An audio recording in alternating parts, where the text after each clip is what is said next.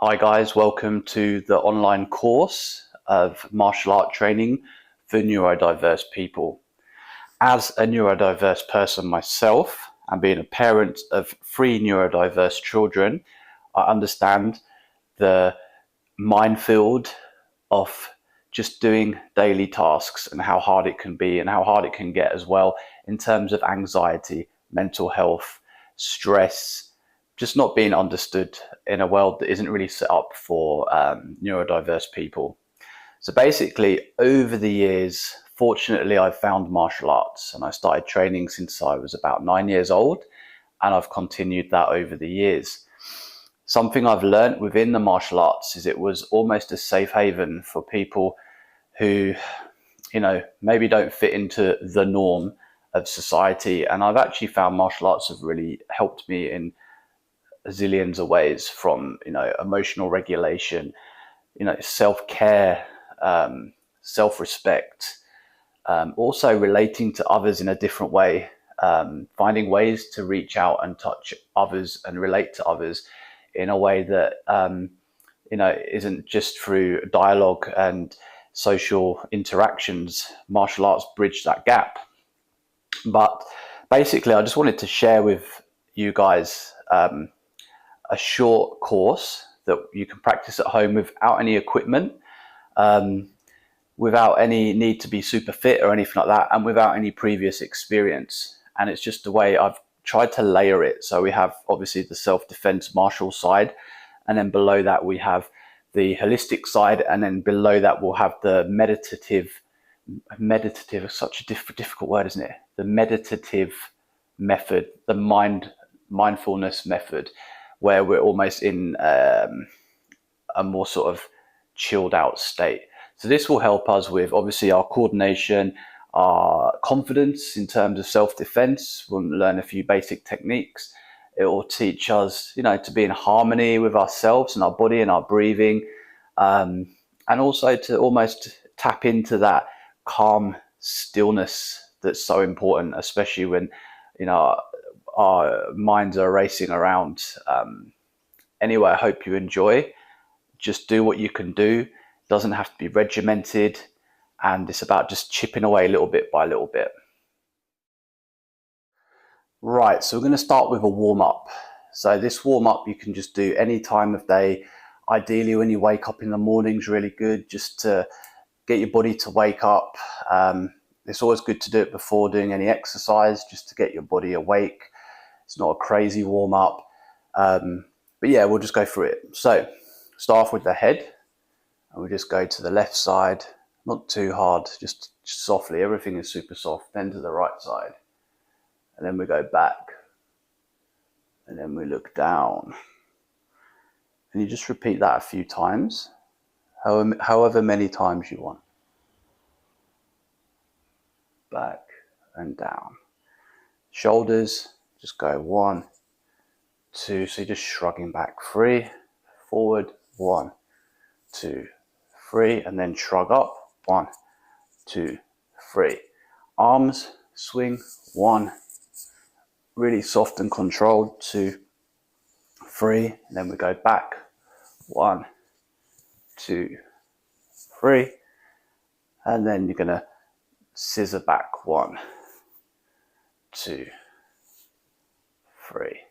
Shake them out. Arms done. Hips, we're going to just circle round, so we're going to go slowly, 1, 2, 3. Sometimes I just do one of these, and I do it really, really slow, like I take a while to do it. The key is just to feel that stretch and just take it easy. Okay, good. Then we twist 1, 2, 3. We'll do 4, 4. Okay, then we're going to just stretch out here. Just bend this lead leg and just go down. That's it. Just feel the stretch here. Don't go too far, just enough, right? Other side. And then you're going to keep your legs like this, sort of opened up. Fingers come down as far as you can go. 1, 2, 3. So in toes, middle of your foot and your heels is where your fingers will land. And then up, feet together. Just try and touch your toes. Just go as far as you can go. And then up. Shake everything out. That's the most important thing. It's just having everything shaken out so you're just relaxed, ready for the day. So this just gets your blood flow going, kind of like having a shower in the morning. If you've got time during the day, just smash a couple of them out and just gets your body ready to rock and roll. Next part, we're going to do the stance. So like with martial arts, usually it all starts with the stance and then the footwork. So that's how we're going to work on this course, of course. So the main thing is we keep it super simple. Feet shoulder width apart, yeah, back straight, head looking forward. Now, the bit where it gets a little bit confusing is depending on what hand is your strongest hand. So I'm right-handed. So because I'm right-handed, I'll step forward with my left leg here. So same for you guys, if you're right-handed, put your left leg forward. Now, to test that you've got the right distance between your legs, you should be able to face diagonally and square your body up, and your feet are pretty much in line with your shoulders, yeah? So for example, if I overstep and I turn to face, my feet are too wide. If I understep and I turn, my feet are too narrow. So just like a normal step, like you're walking down the street, step. Perfect. So if you're left-handed, right leg comes forward. So everything's going to be reverse if you're left-handed. So everything I say, because I'm right-handed, you're going to do the reverse, the opposite. So left-handed, I'll get there. Right foot goes forward, left hand back. Check your stance. Perfect. So this is our basic stance, yeah? Really simple. So from this position, you can have both feet facing forward, like you're a wrestler or a runner. Some people like to turn the lead foot, the front foot, in slightly, which creates a triangle. And what I mean by a triangle, and this is for all the ASD crew, is if you do a line from here and a line from here, they join at the middle, and a line from here, a line from here. So you have a triangular shape, right? If you look here on my legs, a line here is a triangle. So this is more for grounding and gripping the floor. To be honest with you, personally, I think this is okay. Just legs forward in this neutral position, running forward, running there. So that's a setup and stance, just to practice. One leg forward. Just check. Yeah, we're good. Go back. That's it. Hand position. Now, the main thing with the hand position, so rather than like teaching it in a way where everyone has to be a carbon copy of each other, it doesn't work like that, especially for me and my mind. So I need to understand why I'm doing it. So basically what we're thinking about is the weaker hand is the feeling hand. This is the hand that's almost like the fishing line. It's finding out what's going on. The back hand is the striking, the power hand, right? So we're using this back hand after we know what's happening. So it's important to have the left hand in any position where it's able to feel what's in front or defend, right? The back hand is tucked back, almost hidden away, like you're hiding it from somebody, yeah? This is any stance where the back hand is back and the left hand is forward, or the right hand is forward, the weaker hand is forward, is good. Now we've got to look at other things. Do we want our hands high up like this? Probably not, because we're exposed. Do we want our hands low like this? Probably not, because we're exposed up here. So we want to hit the middle ground, yeah? So the hands are in the middle, protecting the face, the lower body, the head, the trunk of the body. This is a good hand position. You'll feel, if you put your power hand, we'll call it the power hand, how about that, guys? So the left hand and right hands don't feel left out. So the power hand, if we put it forward and have the weaker hand back, you can feel this awkward twist in your body, right? So we just want it to be natural. Hands can be open, which is really good because it's a passive, almost intimidated guard. You don't want any trouble. Or if you want to be Charlie Big Potatoes, clench your fists and you're ready to rock and roll. So again, square on, hands relaxed, foot forward, hand position. There, hand position. There, oh yeah, I'm good. Hand position, back. And that is the setting, excuse me, the setting up of stance. Okay, so we set up stance. We're in that position now, yeah? So weight distribution, probably about 50-50. 50% back leg, 50% front leg. People like to vary. Let's keep it nice and simple and sweet. We should be able to bounce in our stance like this. We should be able to bend our knees. We should be able to, if we want, shift a bit of weight forward or shift a bit of weight back. So we have that dynamic play going on. We're not rigid like robots. So the first thing I would say, do a few bounces. Practice moving your weight forward. You see how it moves my head forward and backwards? So this will help for striking. I can move forward, backwards to move away, yeah?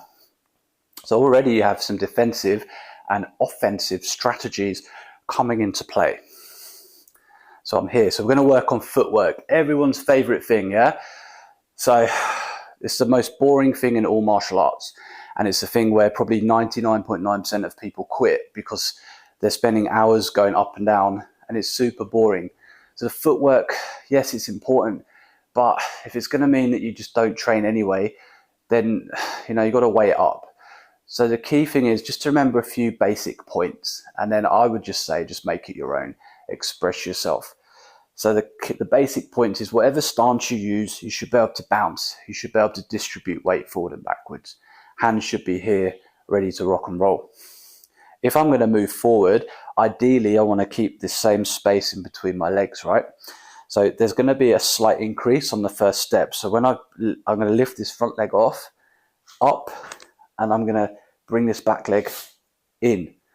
So it's literally like, I don't know, a couple of inches with the front leg, a couple of inches with the back leg.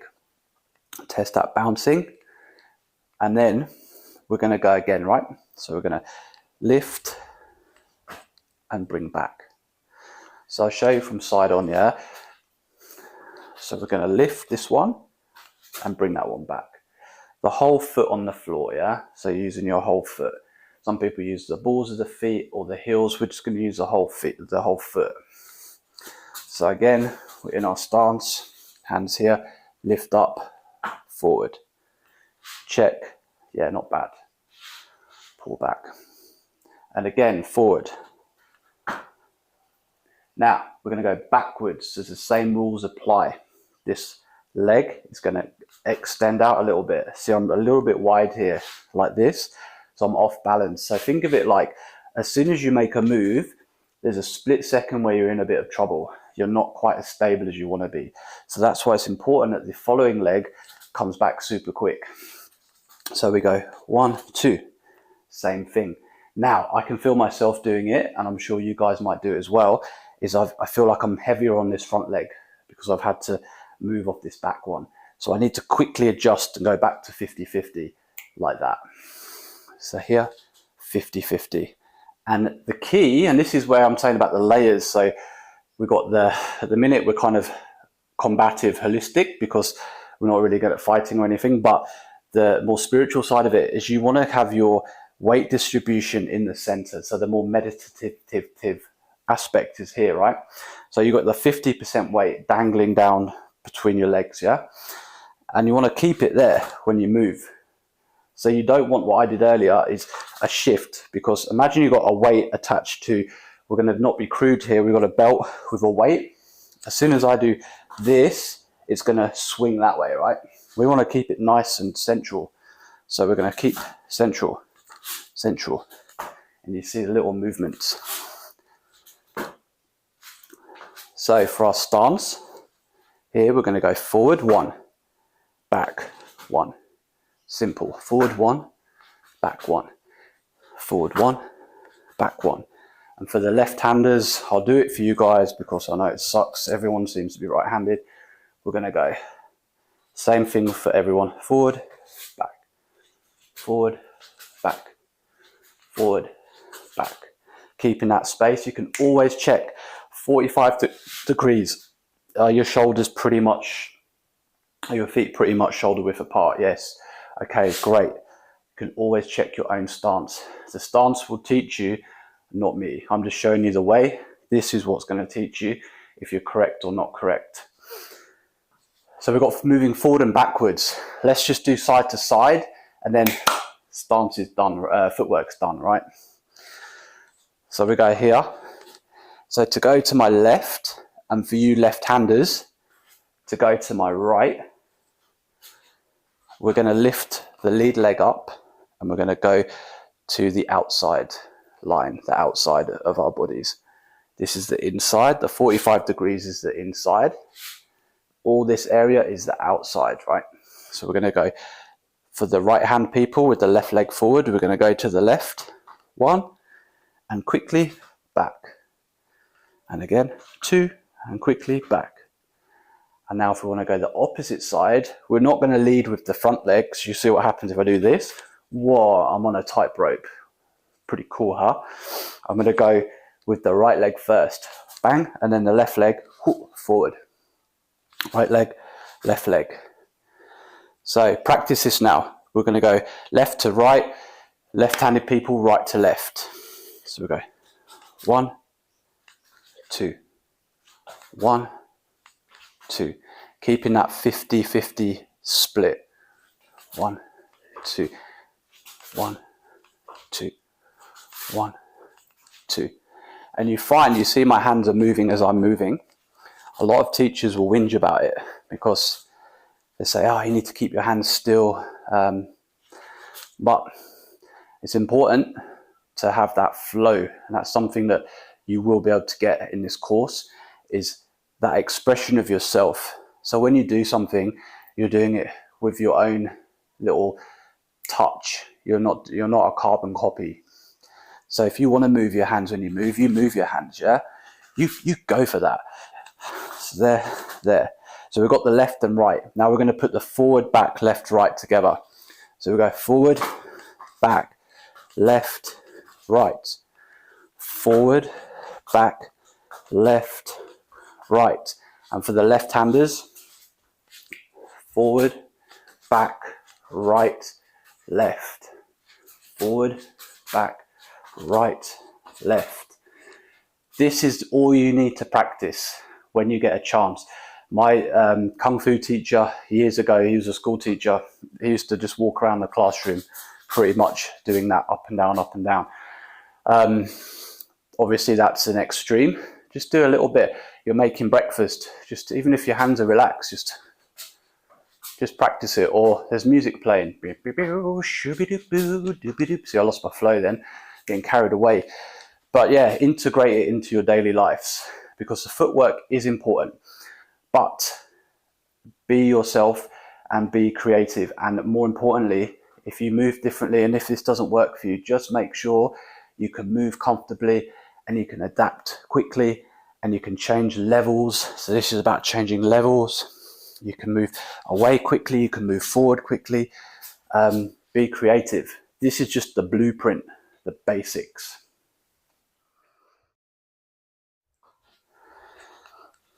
Okay, so we've got the moving backwards, forwards, left and right, okay?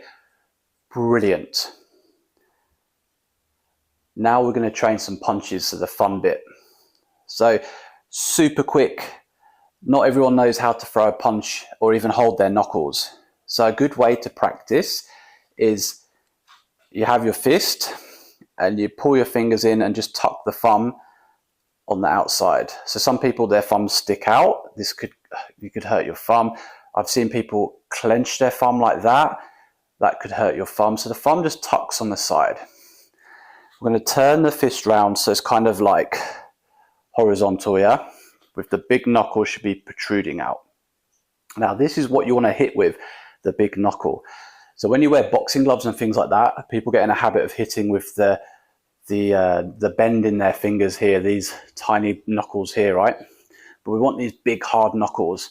So every time you throw a punch, I want you to visualize hitting the target with the big knuckle. If anything, the two top knuckles, yeah? So always, there should be a downward bend slightly on the fist. Not as much as that, but enough to get that knuckle in. So we're in our stance. We're going to practice the jab. So this is your bread and butter. Now, remember I said about this sinking that we were doing? Now we're going to sink, but we're going to slightly twist. We're going to coil in. So we're going to coil our stance here. So I've loaded myself up. Then this elbow is going to link into my hip. So I don't mean the elbow is not going to be out like this, right? It's going to be linked into the hip. And I'm going to launch and twist and hit. So I coil, link, twist and hit. So I'm getting maximum force into that lead arm without overcompensating and hitting down. So again, I twist, coil. So I'm almost square up now on my shoulders and bang, side on. Going to twist down and boom, side on. So the elbow is pointing to the floor. The knuckle aiming in. The shoulder there. Now the target ideally is going to be the opponent's nose. So you're going to visualize some, I was going to say your boss or something, but let's try and be nice. We don't want anyone getting hurt. Let's just visualize a nose on a random face, not a real person. Let's just imagine hitting a nose. So you're going to twist and wham, there. Line it up probably with your own nose level. Unless you're a freak like me and you're over 6 foot, you might want to lower it slightly down because you tend to be dealing with people smaller. But hey ho, whatever works. So whang there. So we're practicing this coil. Nothing's coming off the floor, so I'm not coming on my toes or anything. I'm literally just using my legs. You know, like you do squats in the gym? It's literally a squat with the punch. So twist, bang, there. Twist, bang. Now when you throw the punch, exhale out. So you can say bang, you can breathe out, you can scream kia or something like that, whatever you're comfortable with. But the important thing is to not hold your breath. So to not go like that, because you'll just tire yourself out. You should be able to talk and do it. So bang, and then carry on talking. So we're going to twist, bang, and linked.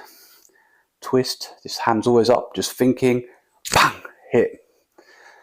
Now, there's different ways to train the punch. That's the basics.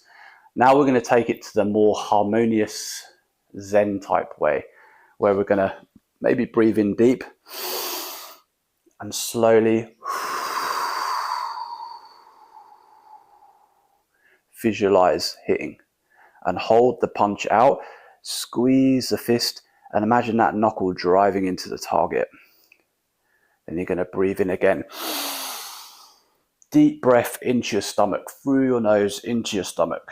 And then when you breathe out, you just breathe out your mouth and hit. And again, and forward. Just do 3 of them. This, honestly, is so important. Like, you don't have to even do it with a jab. You don't have to. If you're in a situation like you're losing your temper, especially this works, is you just take that deep breath and breathe out. Now, the fist is about power, isn't it? It's about destroying something. It's quite an aggressive thing, the fist. So you're training the mind to visualize as you're breathing out, smashing away whatever it is. So use this concept. If you're annoyed or so you feel like you're losing it a little bit, just take that massive breath into your stomach and breathe out. You don't have to throw a punch or anything, but the breath is going to have the same intent as that punch. So this is why we're connecting these things together. So ideally, look, punch, go for it. you're annoyed, something's got too much, you just go and you let it out, let that feeling out rather than keeping it inside.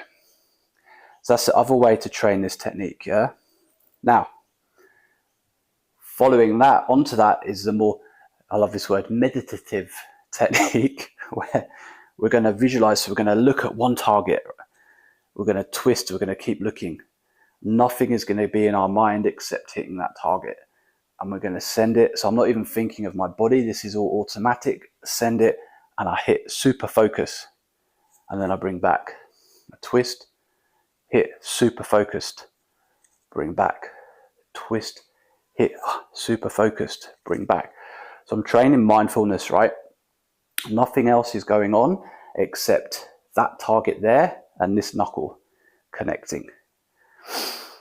This will really help with focus and concentration. And this, my friends, can be applied in everything. You could be making a sandwich. This really helps, by the way, try and focus on just making the sandwich, not what you're thinking about in the day or thinking about this or that or what's on the radio or television. Just focus on the knife, cutting the bread. And putting the spread on the bread and the meat or whatever. We can apply this in our everyday lives, and this is the bridge. The martial arts is the bridge to do this, and this is how I've learned, and this is what I do. So again, with the jab, we'll go straight back to the combat jab, because I know that stuff's a bit heavy. Twist, bang, hit. And different ways to train it for combat. Realistically, you need it to be super quick. So there. So the guy doesn't even see it. So you're going to twist, bang, and it's that one quick, sharp motion. So the coil is subtle. For training, we like to really exaggerate, bang, that one. In reality, it's there, boom. Now we can do a hanging jab where we come, bang, and rather than pulling it back quick, boom, we let it sink out, float out. This is when we want to control what's in front of us. We want to hit and we want to control. So we could hit, something else could be coming in, I can cover, set up for the other shot. Or I can hit and someone's rushing me, I can hold them back, use my footwork and cover. So this, I like to say, is like a cobra, like a snake. Bang, bang. And that leads me on to the next thing. Now we're going to double, triple the jabs. You can go even more so. So the coil's the first initial hit, the relax, and then the snap again, and I'm going to use that hip to to pop the jab out. So I've got three hits, 3 hits, and you see every time you have to breathe, reload, reload, reload.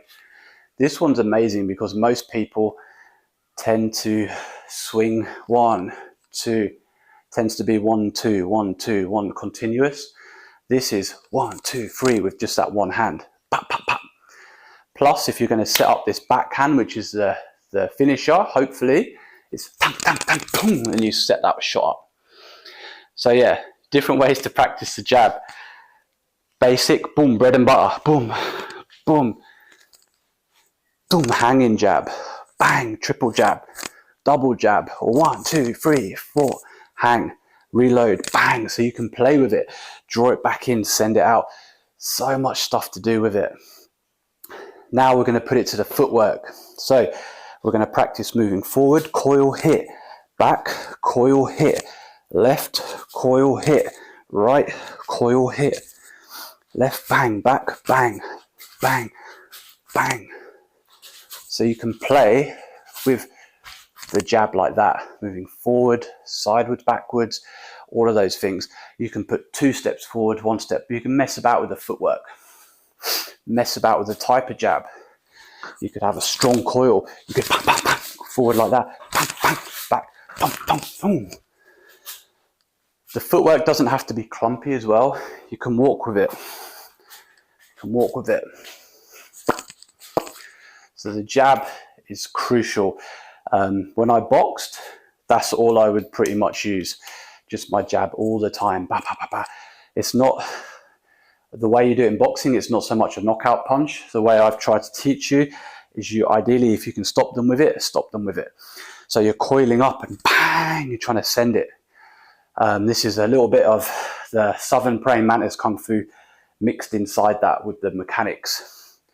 Anyway, that's me going off on a ASD rant. Okay, so let's work on the right cross or left cross if you're left-handed. So we'll just call it the cross for now. So again, I'll reiterate, I'm right-handed, so pretty much I'll be teaching it, excuse me, from that perspective. All you guys need to do, the left-handed guys, is just do the opposite way around, right? So I apologize that it's confusing for the left-handed people, but I will say in your defense, look at all the great fighters, especially in boxing. The left-handed fighters are usually the top guys because they're so awkward to deal with. I know from personal experience, the left-handed guys are very, very difficult. Anyway, so we're in our stance. Now, different to the jab, we're not so much coiling this way, because if we coil this way, I can't load this punch up. So this one, we're going to pull this way slightly. So for right-handed people, you're going to your right a little bit. Kind of same rule with the footwork, yeah? When you go to the left, your left foot goes to the left. When you go to the right, your right foot goes to the right. So for right-handed people, when you punch with your jab, you load up to the left. When you punch with your cross, you load up to the right. And obviously for left-handed people, it's the opposite. So we're going to load slightly, just subtle. And you see my lead hand covers the line, yeah? Now the reason we do this as well is because that jab ideally is probably already landed and I've already got that preload. I've loaded up this one, right, for the hit. So I'm going to load slightly, and when I punch with this one, this is the time where I'm going to come up on my toes. So I'm going to load, and it's the same principle of the knuckle, yeah? I'm going to load up, bang, there. Load up, bang, and really try and reach. Load up, bang, there. So I'll show you guys from the side. I'm going to load up, and now this one is going to come up on the toes as I send it out. Load up, bang, there. Load up, bang. And that's it. You can see if I want, I can put that little bit of spring into it as well. Bang. Because I want that shot to hit with as much power as possible. Load up, bang, there. And I'm twisting it in. So like when you think of throwing something like a ball and you throw the ball, or you're going to hit with a bat, it's the same principle with the cross. So twist, bang, hit. Bang, hit. Twist. You can practice that. Twist, twist. 50-50, sink, twist. There. So now we'll do it with some footwork. So we go forward, twist, back, twist. Again, big knuckle hitting the target. Ideal target for this one is the jaw, the lower jaw. Anything's good, but lower jaw's key. To the side, twist. This side, twist. So we're training it just like the jab. Same thing with the jab is with the cross. Same principle when we go on the whole holistic meditative train. Same principle with the cross, right? It can all be trained in the same respect. So now we're going to include the jab with the cross, because these two pretty much are married. It's like a brother-sister combination. For street self-defense, if you have the distance and the timing, it's probably one of the most effective tools you can use, yeah? So we load up. We'll go 1, just practice it on the spot. Now I've already preloaded here, 2. And the hand position is important, isn't important. Just make sure 1 hand forward, 1 hand back as a rule. So ideally your hand should be in a position where you can defend yourself, and we'll cover that on the coming up lessons. But for now, let's just get these punches down and get the mechanics. and then we can incorporate all the other stuff that goes along with it. So a coil, hit, twist, hit, twist. Looking at the target, hit, twist, hit, twist, hit, twist. See, I'm nice and relaxed. I'm not hurting my arms. I'm just bang, bang. There. If I want, I can speed it out a little bit. There. Just looking at the target. There. Now I can put some footwork in. So forward, boom, boom. Back, boom, boom. This side, bang, bang. That side, boom, boom. So come on, boom, boom, boom, boom, boom, boom. Ooh, wrong punch. Boom. Dang, dang, dang, dang, dang, dang, dang, dang. Bam, bam, bam, bam, bam, bam, bam, bam. And you can mix it up. So you don't have to necessarily do jab cross. Now if you want, we can go cross jab, cross jab, cross jab, cross jab, cross jab, cross jab, cross jab, cross jab. So you can play with it, mix it up. So it's a good way of practicing that drill. The cross usually comes after the jab due to the range, because the opponent tends to be further away when you start throwing the punches.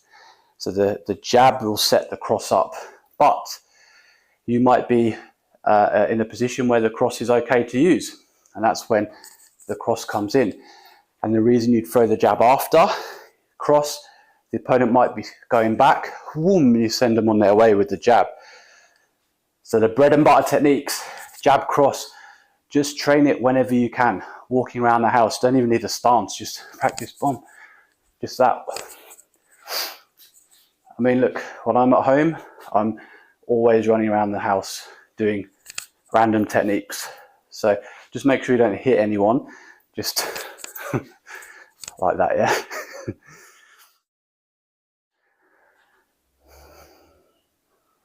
Right, so now we're going to work on our uppercuts and our hooks.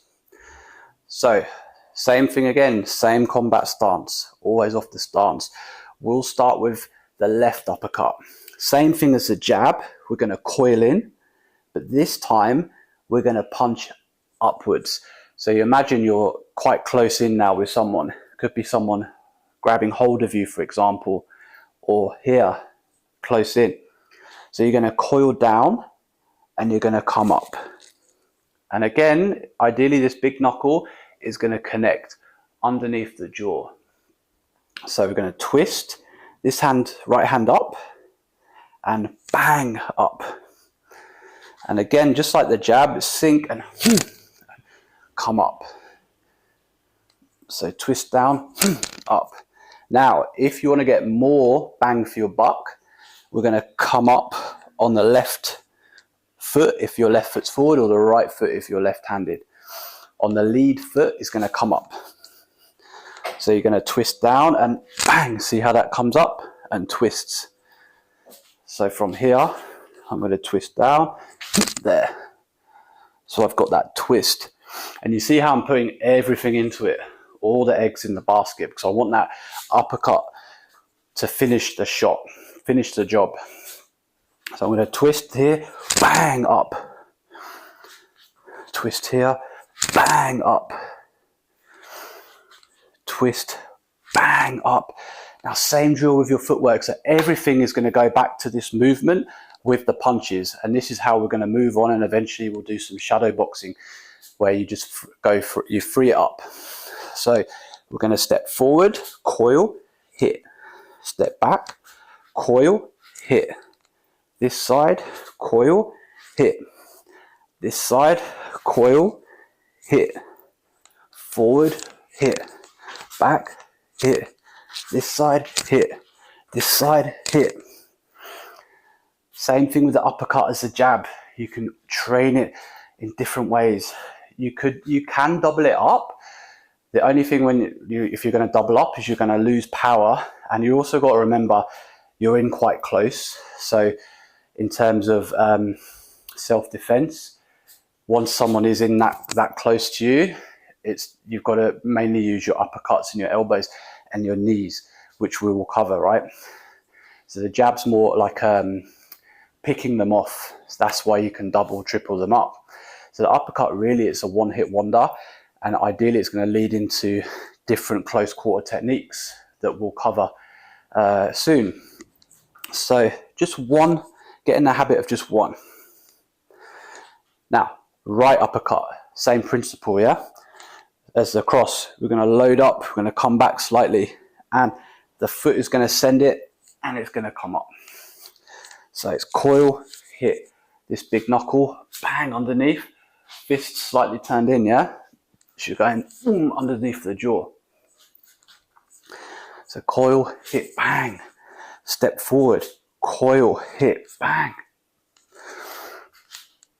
Coil, load up, bang on the toes. Load up, toes. So this other thing you can kind of do is visualize this technique. So notice how my hand covers as I load up. You could even imagine someone is close in, even with their hands up or just in, and you're pushing their head and sending that shot. So this is how eventually your mind will link it all together. And this is how you can actually get quite effective just using your imagination without the need of a training partner or getting punched in the face. So you cover, one, there, hit. So we're going to put it to the footwork, yeah, and we're going to do both. So step forward, load, hit, hit. Step back, load, hit, hit. To the side, load, hit, hit. To the side, load, hit, hit. You can mix it up, forward, the other side, the right hand or the left hand if you're left-handed, and then the lead hand come up. So backward, the backhand, lead hand side, backhand, lead hand, backhand side, backhand, lead hand. So you can start mixing them together. Pretty much with the hook, you want to almost visualize or have the arm as protection as well. So it's in front of your face. So you see when I hit, the arms like this. Because eventually we can use it for a battering ram to drive forward. But for now, one, one. And practice that one as well. Even just bang, bang. Moving around. Boom, boom, boom, boom. It's a lovely little drill. So again, like the uppercut, like the jab, like the cross, it's a very simple formula. The body mechanics are pretty much identical. So this is why the simplicity of what I'm showing you means that application is easier to apply. The application is easier to apply. It's easier to use, okay, in layman terms. So we'll go left hook first, yeah? So we're going to twist into it. So again, that coil. And we're going to launch. Now, the difference with the left hook is, well, like the uppercut, we're going to come up on our toes, or the right hook for the left hook people. We're going to come up on our toes, but we're also going to twist it down. So it's kind of like just the footwork is a twist like that. So it's up and sinks. Don't worry too much if you can't get that.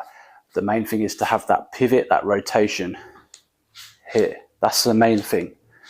Because you're driving your hip with the hook.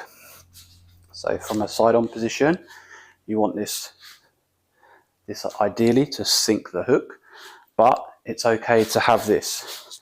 So you're going to go on the toes, yeah, balls of your feet, to send this one there. So from the start, coil in, twist. So the most important thing with the hook, how it kind of differs to the other punches, is the elbow is up. So it's not sunk down like that, the elbow's up.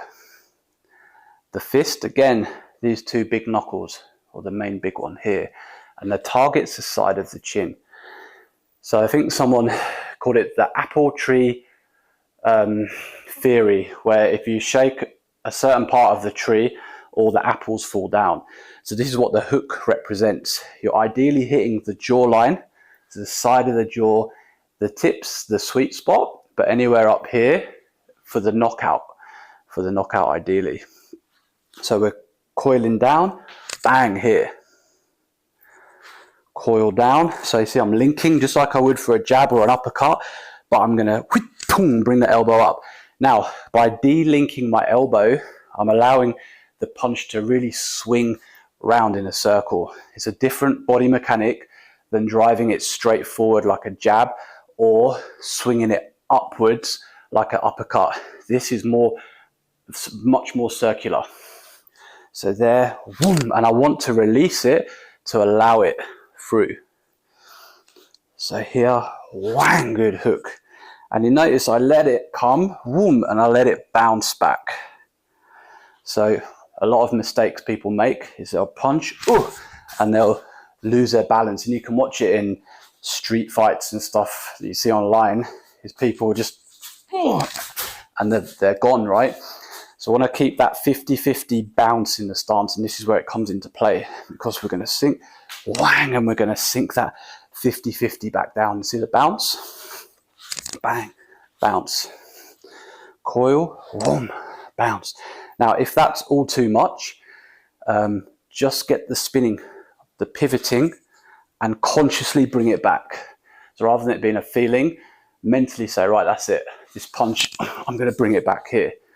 Just to get in the habit, because what you want to try and untrain is the loss of balance there. Especially when you're really trying to put a lot of welly into it, a lot of power, you'll have a tendency to fall over. So we want to coil, bang, hit there, bang. Coil, bang, there. Coil, bang, here, hit. So we can do it with the movement again. Forward, maybe imagine you're ducking to the side, bang, and you get that hit. Backwards, you're ducking to the side, whang, you get the hit. To the side, ducking, bang, you get the hit. To the other side, you're ducking, coil, bang, you get the hit. So yeah, hooks, awesome, very good technique. Now we're going to throw the right hooks, the same as the right cross.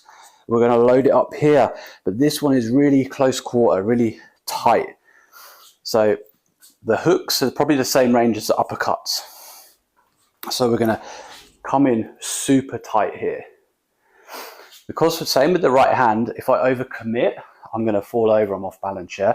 So I just want to be tight like this. So it's usually done maybe uppercut, bang, a finisher like that. It's a very powerful technique.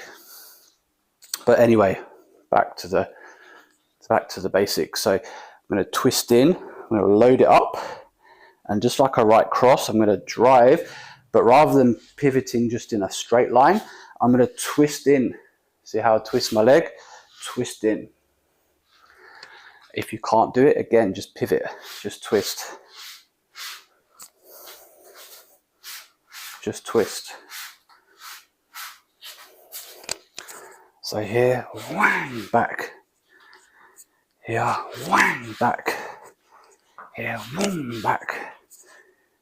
Twist, bang, back. Twist, bang, back. So now we can put them together for a bit of fun. So we can do left, whang, right, bang. Left, whang, right, bang.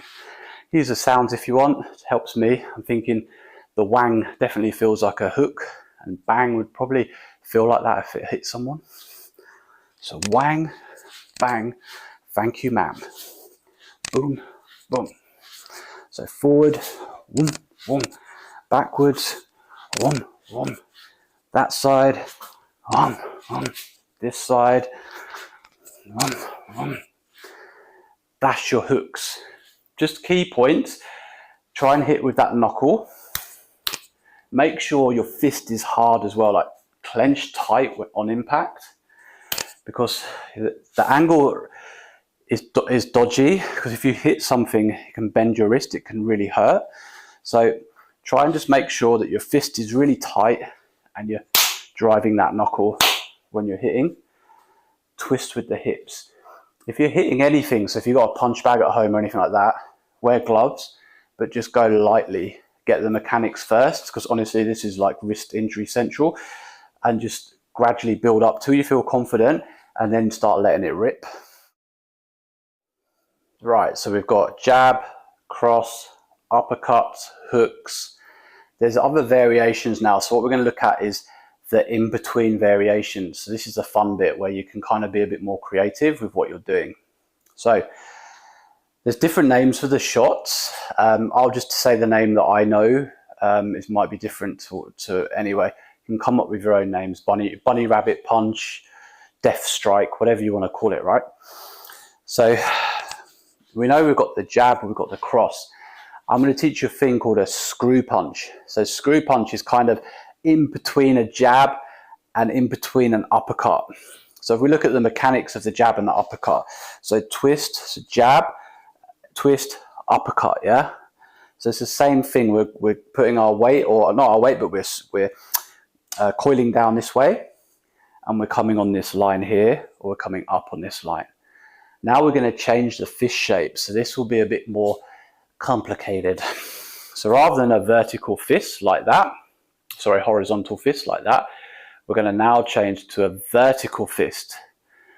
Same principle we're going to hit with this big knuckle, but the fist is going to be like, you know, when you do a thumbs up, like that, but obviously tuck your thumb in. So that's the fist. Now, be really careful snapping these out because it can hurt your elbows. So try not to snap your joints out too hard. Pretty much on all the punches, try not to snap your arms too hard, yeah? So we're going to coil down, and rather than it being a jab and uppercut, we're just going to literally send it from the hip, and we can use a bit of the toe as well, and we're going to drive it out. So screw punch there. So this one's ideally in between the gap between someone's arms. So you're shooting it right up the middle at a different angle. It's quite a good technique because it kind of slips in. The guy might think a jab's coming, but it would just slip in past his defenses. So coil in and bap, hit there. Coil in, pop, hit there. And the key with this one is bam, pull it back quick. So I'm just holding it out to show you the angle. In reality, it's back. It's a very quick shot because you can reload it for something else, be it an uppercut, jab, whatever. So we've got that technique now. Now we'll do the right side. So we're going to do the right screw punch. Same principle. We're going to load it up this side and we're going to send it out like this. So same thing as the uppercut and the cross, but we're just going to change the angle slightly and we're going to use the vertical fist and we're going to hit with these big knuckles. So again, I'm going to twist down and pop through there. Twist down, pop through there. Twist down, pop through there. Twist, pop. So side on. The first one, twist, bang. Next one, twist, bang. First one, twist, bang. Next one, twist, bang. So you've got this twisting and hitting, yeah? Key points really is to have the snap and to really drive it with the hips. Make it quick. Now the reason we make it quick is you're quite vulnerable because you're bent over in this awkward position for the shot. But it's like there's a time and a place for everything. Now we're going to look at the hook mixed with the uppercut for the body shot. The same thing again, but more of a hook type action. We're going to twist down and we're going to, like a low hook to the body, like to the ribs, back. So here, whang, hit. Here, twist, hit. Coming up on the toes, you can sink it down if you want, or you can just pop it in there. Sink. Now same with the right hand. You're going to come back like you're throwing the right cross, sink down there. So this one is exactly the same as the right hook, is you just want it close and tight. We don't want to overcommit with the shot because of balance, and also we want as much power. The further this comes out like this, the less power we've got, so we haven't got the trunk of the body behind it. So we want to, there, that one. Very powerful shot, not very pleasant to be hit by. So you can train the body shots, body, body. And the fist is, again, we're using now the vertical fist. So we're not using the horizontal fist. Still the big knuckles are hitting, but we're using that. And you can make it shorter as well. You don't have to do as much twisting. You can make it subtle. A subtle twist there, there. So that's the techniques that you can kind of blend together and adapt. And honestly, you can mess about with all different types of things. You could have a low body screw punch, for example. You don't have to go to the head. You could go down, bang, you could go to the body there, or boom, body there. So now let's play about with the levels of the stance. So we've obviously got this high level that we've all been working on. But now let's change it, so we might be focusing more on the body, yeah? So, you know, we've got the coil and the jab and the coil and the cross. Now we're going to coil and we're going to lower our body and bang, we're going to hit at the body there.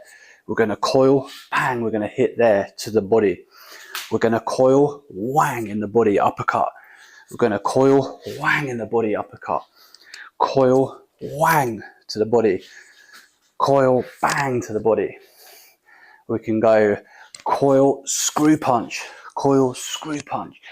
So this is all it is just bending your knees and changing the level.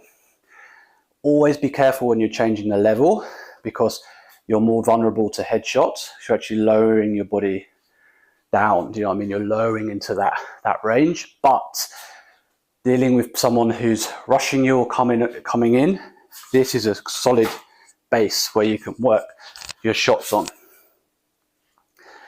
So that's pretty much it in terms of the basics. Now I want you guys just to put it all together.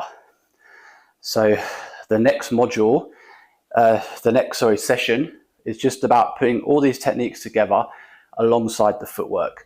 And then we'll move on to the more, I don't know, flashy is the wrong word, but some different stuff. Okay, so let's put it all together now. So you guys have done amazing. You've actually got through probably the most boring part and you've listened to me rabbit on, which is pretty boring in itself. But I'm hoping that I've given you at least enough stuff to work, you know, and the basics is the wrong word. It's like, it's just a toolbox. It's the main tools, you know, a hammer and a screwdriver. You might say it's basic, but it pretty much does everything in reason, yeah? So anyhow, we're going to put it all together. So you know you're moving around now. So I want you guys to practice, even like at home, and I keep saying it, like just in the house. If you can give yourself, like, rather than training all these techniques I've just been showing you now, if you can get to this point, forget all the other stuff and just work this one drill, incorporating everything I've showed you. And please try and use your own ideas, like have fun with it. What I like to do is play some music, something I might feel like listening to. I might put a timer on for however long, depending on how I feel, and I just have a mess about. If you have a punch bag, awesome, put some gloves on and do 3 minutes, 5 minutes, 10 minutes on the bag, and you'll just feel great afterwards, yeah? So we've got our footwork, yeah? So this is it. We've got this one, this one, this one, this one. Now, you can have fun with this. You don't have to be so regimented. We can have a little shuffle on the top. We can move around. You can have a little skip if you want. You can walk. You can bring your leg back if you want to do that, and then forward. Just have fun, yeah? Nothing too serious. The most important thing, and this is actually from experience, is the people that are hardest to deal with are the ones, they're called like naturals, like natural fighters, and they tend to be very unorthodox, where their footwork is bizarre, like it's hard to read what they're doing. So it's important to have your own individual flavor, and especially in terms of like street self-defense, movement is really important, but it doesn't have to be as regimented as a ring in the ring or something. It just needs to be able to move out the way quick or move in quick and run away. that's the other thing I haven't mentioned in any of the other sessions. Best form of defense is to not even be there, man. Always try and avoid situations and use your best defensive tool, which is your brain and your eyes. If you can see something that's just a little bit off, move yourself away from the situation. But if you are going to have to do something, 1, 2, bang, bang, and then off you go. So footwork's important, but it doesn't have to be like Shaolin Kung Fu quality. Do you know what I'm saying? And it certainly isn't for me. So we're going to move forward. So this is the main thing, is just get yourself in a position where you feel comfortable, you can talk when you're moving, because the last thing you want to do is get gassed out when you're moving around, especially when you're a middle-aged man. So you can talk, you can move, you can get away, you can change angle and position. The other thing as well is now also visualizing an opponent. So what we're going to start trying to do is we're going to incorporate moving, maybe rounding a circle and moving in a semicircle, moving clockwise and anti-clockwise. So we're visualizing an opponent in front and we just try and move around, try and move around, try and move around. And then we go the other way, move around, move around, move around. So all I'm doing is the same footwork that I've showed you earlier. If I'm going to go this way, this is like my post, and I just spin around like that. Just spin around like that. Just spin around like that. So maybe this one's slightly different, but to go the anti-clockwise, it's just right leg twist, right leg twist, right leg twist. So very slowly, this one comes out, twist. So you're spinning on one leg to change angle quick. If you want to be super clever and Charlie Big Potatoes, and you can fight in both left and right, which there's a lot of you out there that probably can, is you can switch. So all you do is cut forward like that, and now you've got everything I showed you, plus it's all on the other side as well. So this is another thing, if you've got time on your hands. I haven't, but if you have, you can switch stance and you can just do everything I've showed you on the opposite side. You will become formidable because it's no longer one angle that the opponent has to deal with. Now he's got a completely, it's switched. You've switched. It's like that Uno game, Uno switch, whatever. So you can play with it. So you could be jab, jab, jab, jab, cross, cross, hook, boom, cross. You could play like that. But we're going to keep it really simple, because for me, that's just blown my mind, right? So we're going to keep it simple. So we're going to just practice an opponent moving around, first of all. And we're just going to waddle like that. So we're just monitoring. I can put a bit of flavor in if I want, a bit of salsa, and I'm following it around, yeah? My hands can also follow, thinking, alive, awake. We're trying to train our minds to focus on what's going on in front of us and not get distracted. So like you might be in a gym and you get distracted by someone who's lifting like massive amount of weights when you need to be focusing on like what you're doing. This is your time to focus on like yourself and visualize how you're going to respond to what's going on, to the stimulus going on. This is your science lab, right? This is your laboratory, where you're going to practice your tools that are going to help you in the outside world. Doesn't necessarily mean about fighting. It could mean about anything. You've got a goal. How are you going to move? How are you going to respond to that stimulus? How are you going to interact with it without the distraction, yeah? So we've got that movement. Boom, boom, boom. Now we're going to start throwing in all the punches we've been working on. Now remember, at this point, we're all offensive. We haven't learned any defensive techniques. Everything's been attack, attack, attack. It's kind of like having a roast dinner, isn't it? Like you want the main bit, the turkey or whatever, or the beef, and the veg comes later. So that's how I operate anyway. So we're here.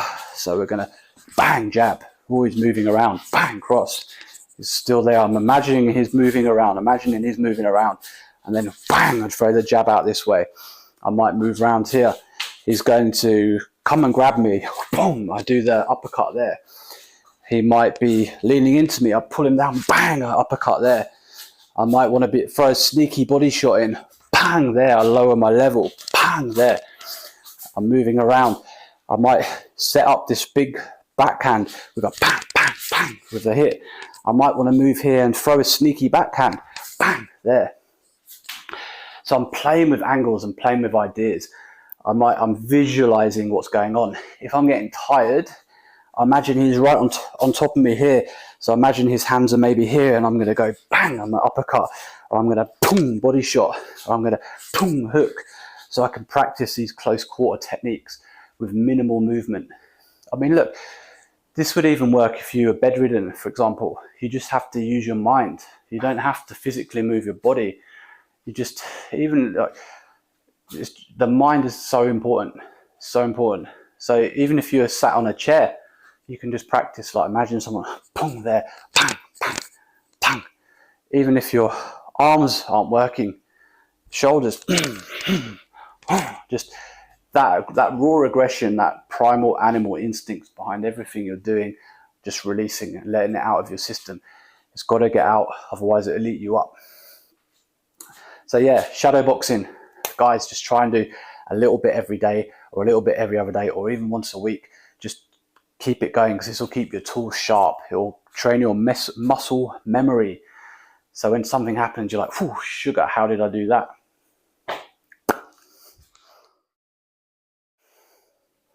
Right, let's look at defense. So they say offense is the best form of defense, but I don't know, if you're caught on CCTV camera just punching someone in the face, you're going to be in a lot of trouble. So the most important thing, like I said to you earlier with defense, is to get yourself out of the situation. So it's just common being streetwise, it's common streetwiseness. Yeah.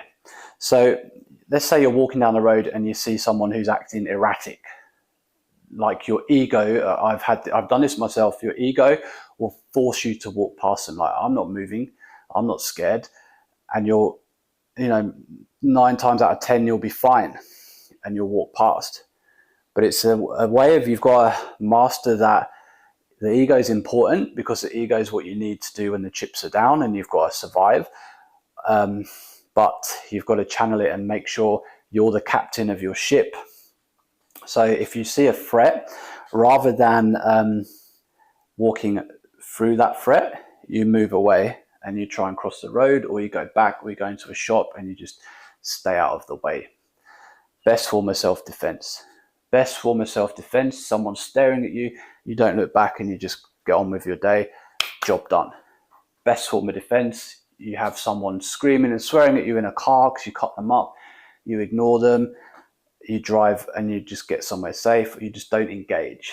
Someone's trying to make you feel small, you just let them have their moment, you nod your head or whatever, you apologize, they go on their way thinking that they're Charlie Big Potatoes, and obviously it's scary and stuff, but you're alive, you haven't lost your teeth, and you're not in prison. All these choices are important when it comes to self-defense. Female self-defense, be careful what you see, because a lot of it, there's too much stuff going on. It's very hard to apply when you're in the situation. 99% of what you learn in the martial arts will not work in the real world.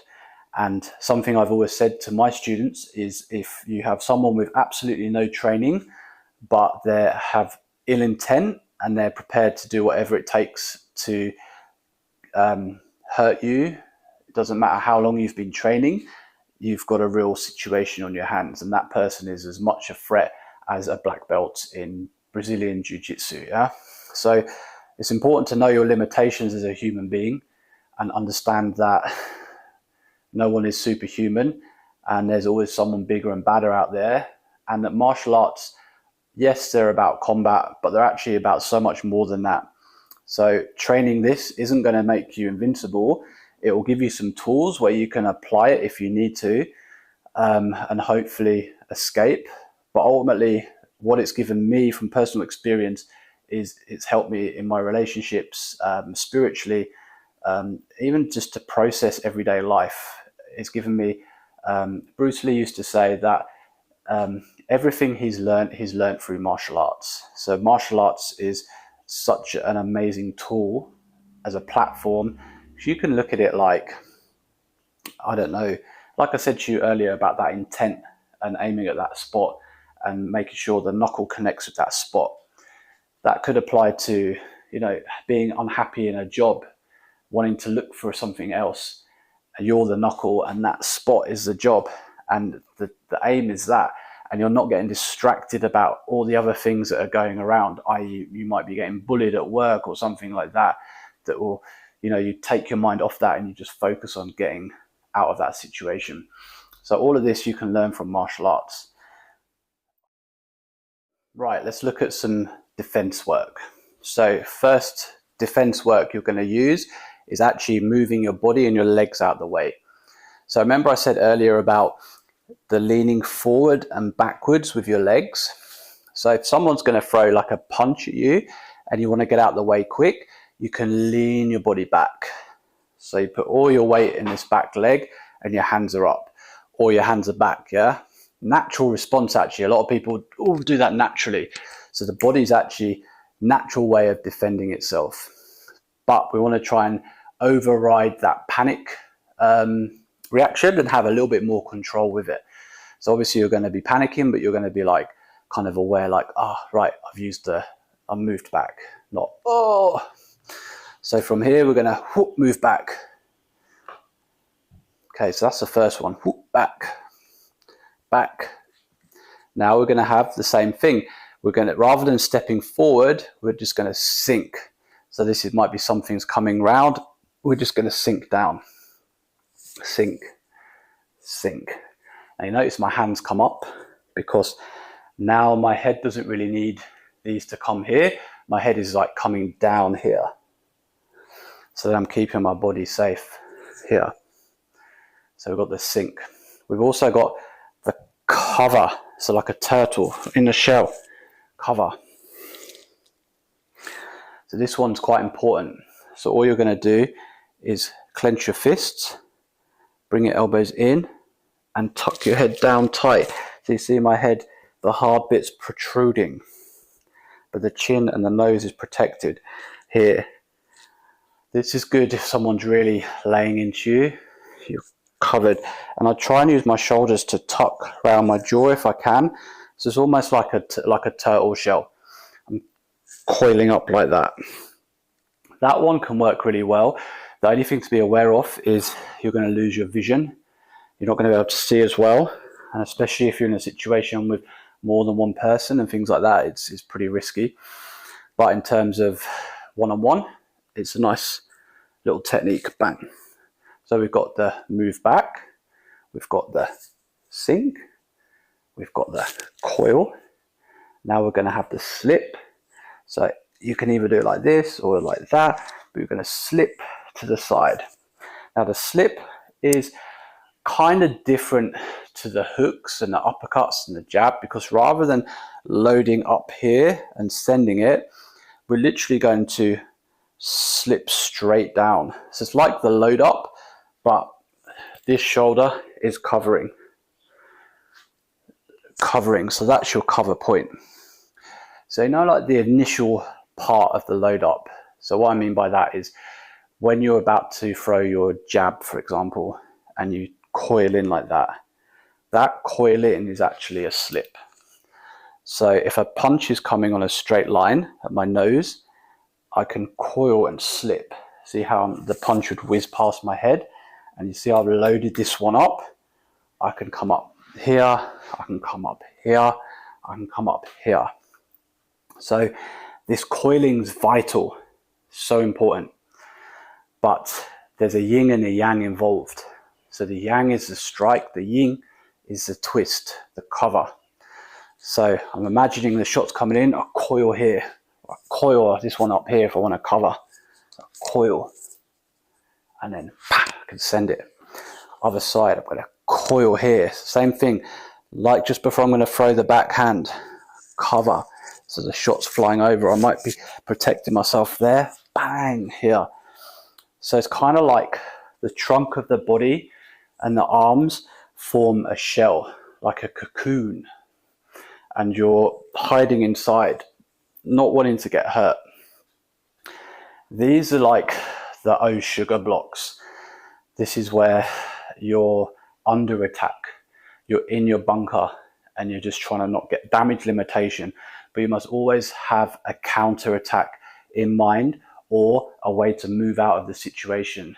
So what we'll do, we'll work on these coil ups because I think they're important. So for here, we're coil, we're under attack. Now, we can either form a battering ram where our hands are here and we're going to send our arms into the opponent. So we're going to come here and drive into him like this. Or we're going to move away. We're going to cover and we're going to move out of the way. So pretty much you have that forward back idea. Same thing left and right, but you're going to go forward left, forward right, back right, and flip it around if you're the other way around, right? So we've got the battering ram, we've got the come out of the shell, we've got the battering ram to the side, we've got the sort of out of the shell to the side, we've got the battering ram here, we've got the out of the shell here, like a jack in the box. So back to covering, stance, sink, cover, back, out, side, cover, back, out. This is a nice one. Side, cover, back, out.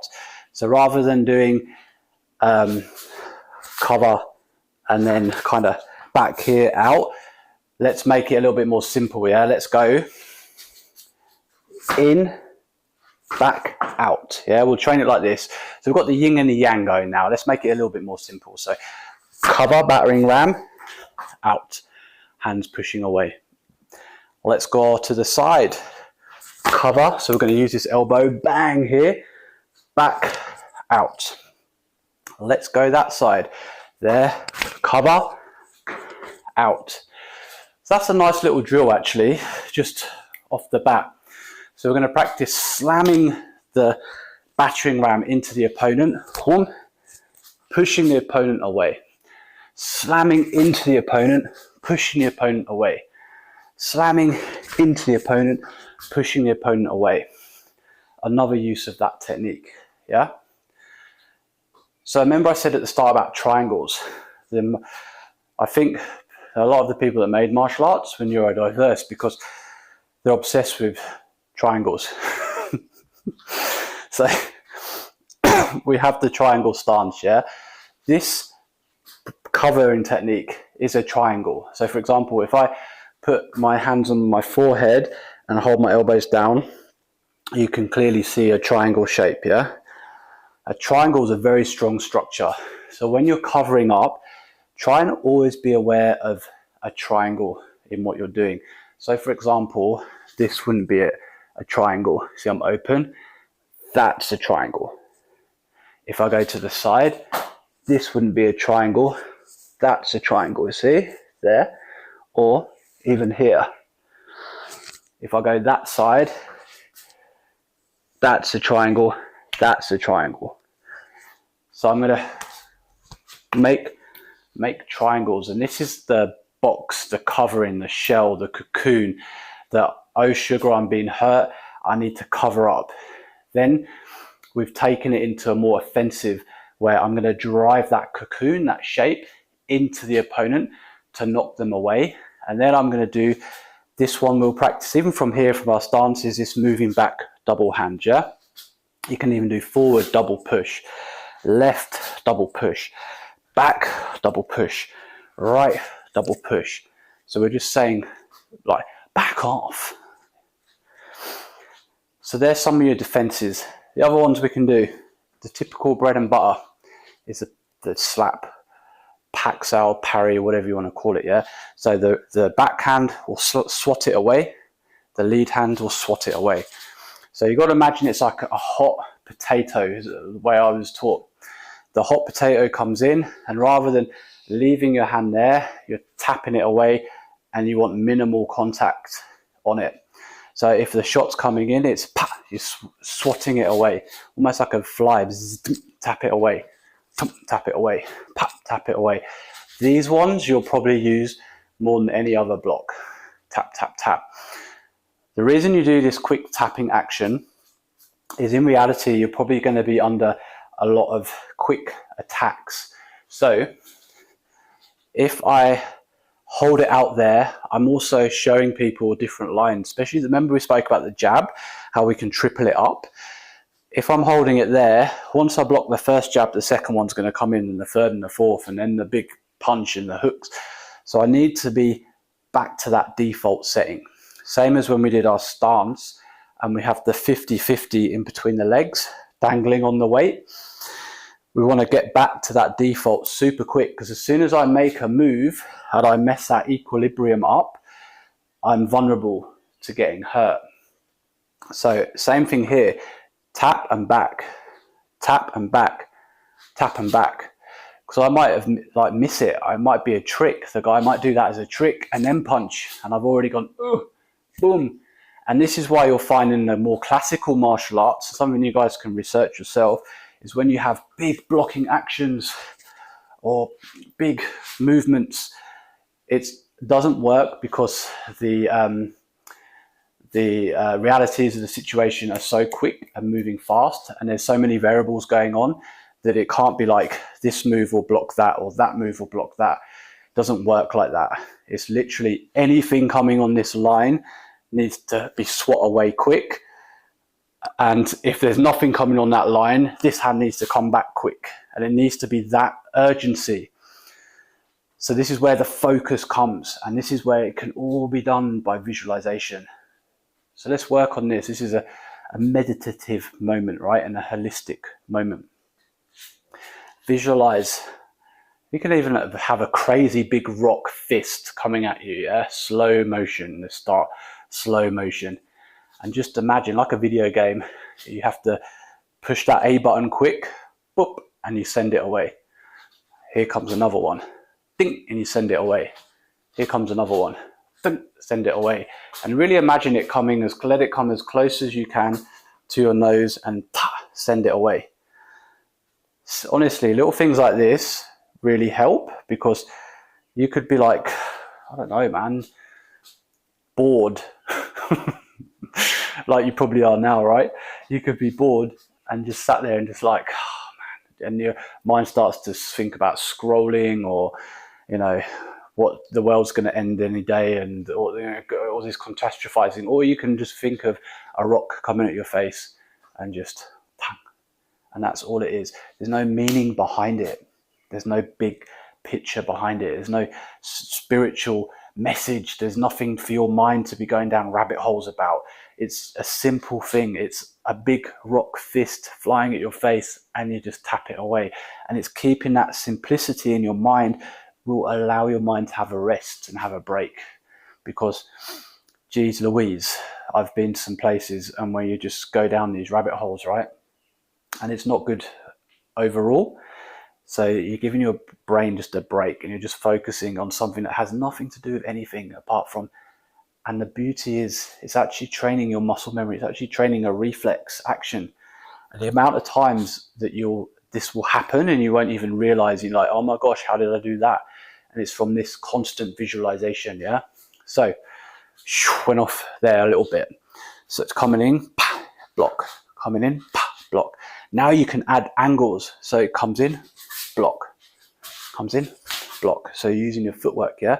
I'm shutting him down. Oh, I'm moving back. You can do 2 or 3. Oh, I'm moving there. So now you can, almost like a bear paw, I can triple them up, move them around, forward, set the shot up. So that's your parry, really important little technique. Then we have your, we'll call it Gan Sao. So this is from Wing Chun, Kung Fu, but there's lots of similarities. And it's from here, like a body shot will come, and you're going to bring the arm down to cover. Bring the arm down to cover. Bring the arm down to cover. Bring the arm down to cover. Now this one's dangerous, and it goes back to what I said before about this one technique to block another technique, because you notice as soon as I do that, I'm very open. But it's pretty good. Like, I've used it a few times, it works quite well. So if you time it quick and bring that up, you're okay. But you've got to always be aware that for that split second of time, you're open.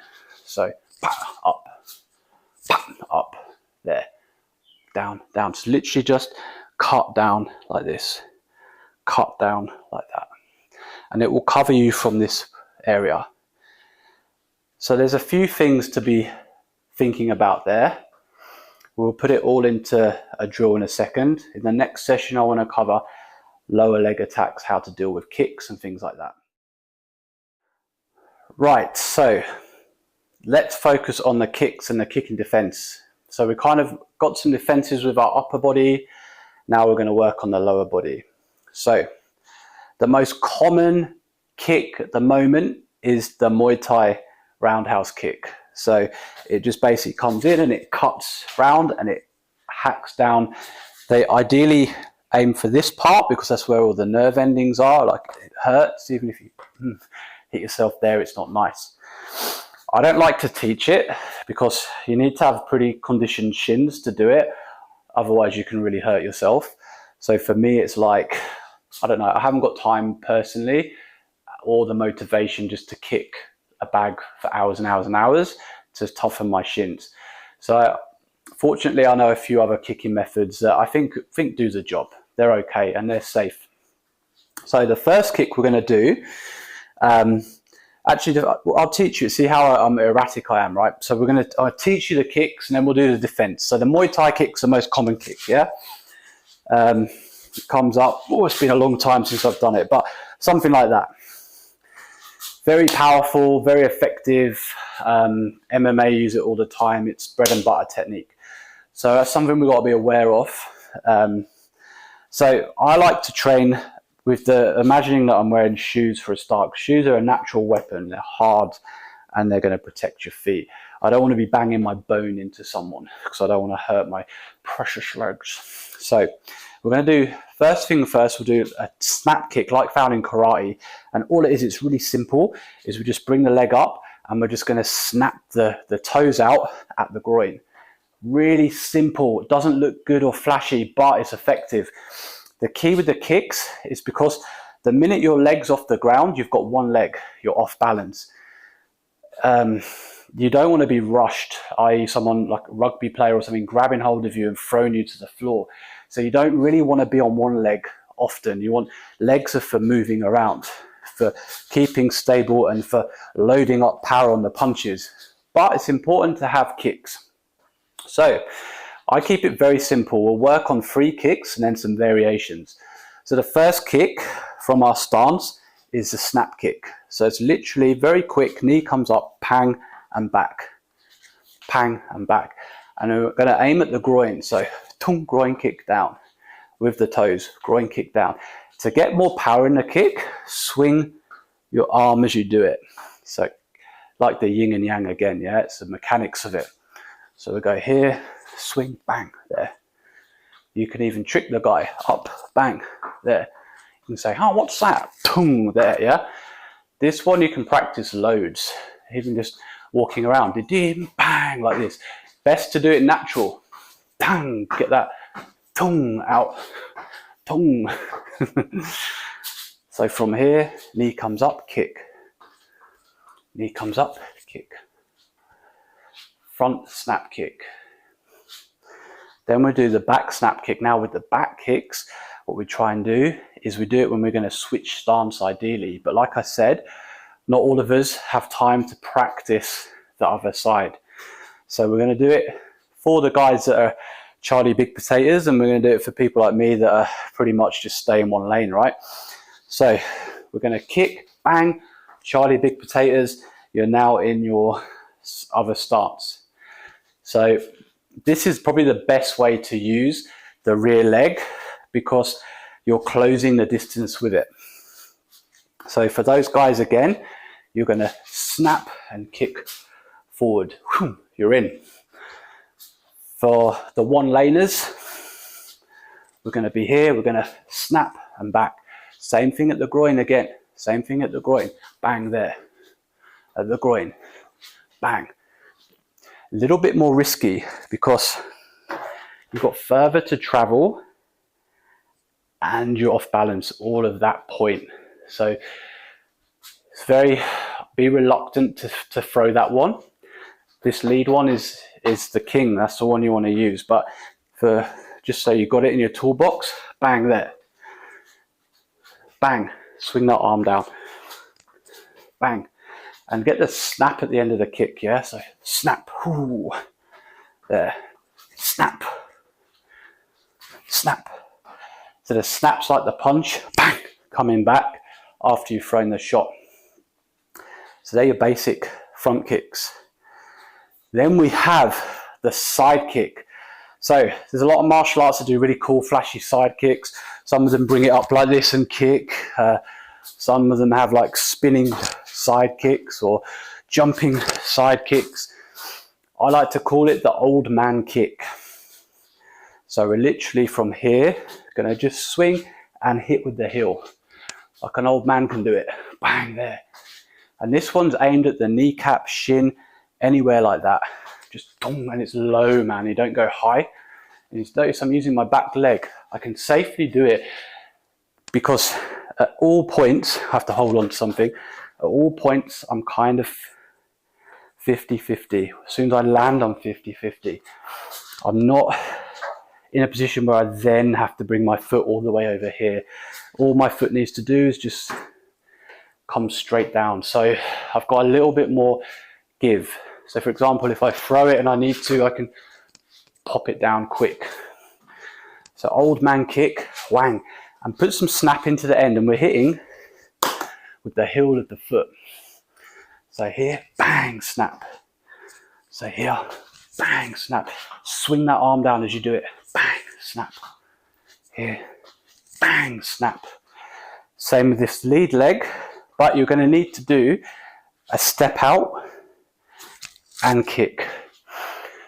So funnily enough, it's actually more natural to throw it off the back leg, this kick.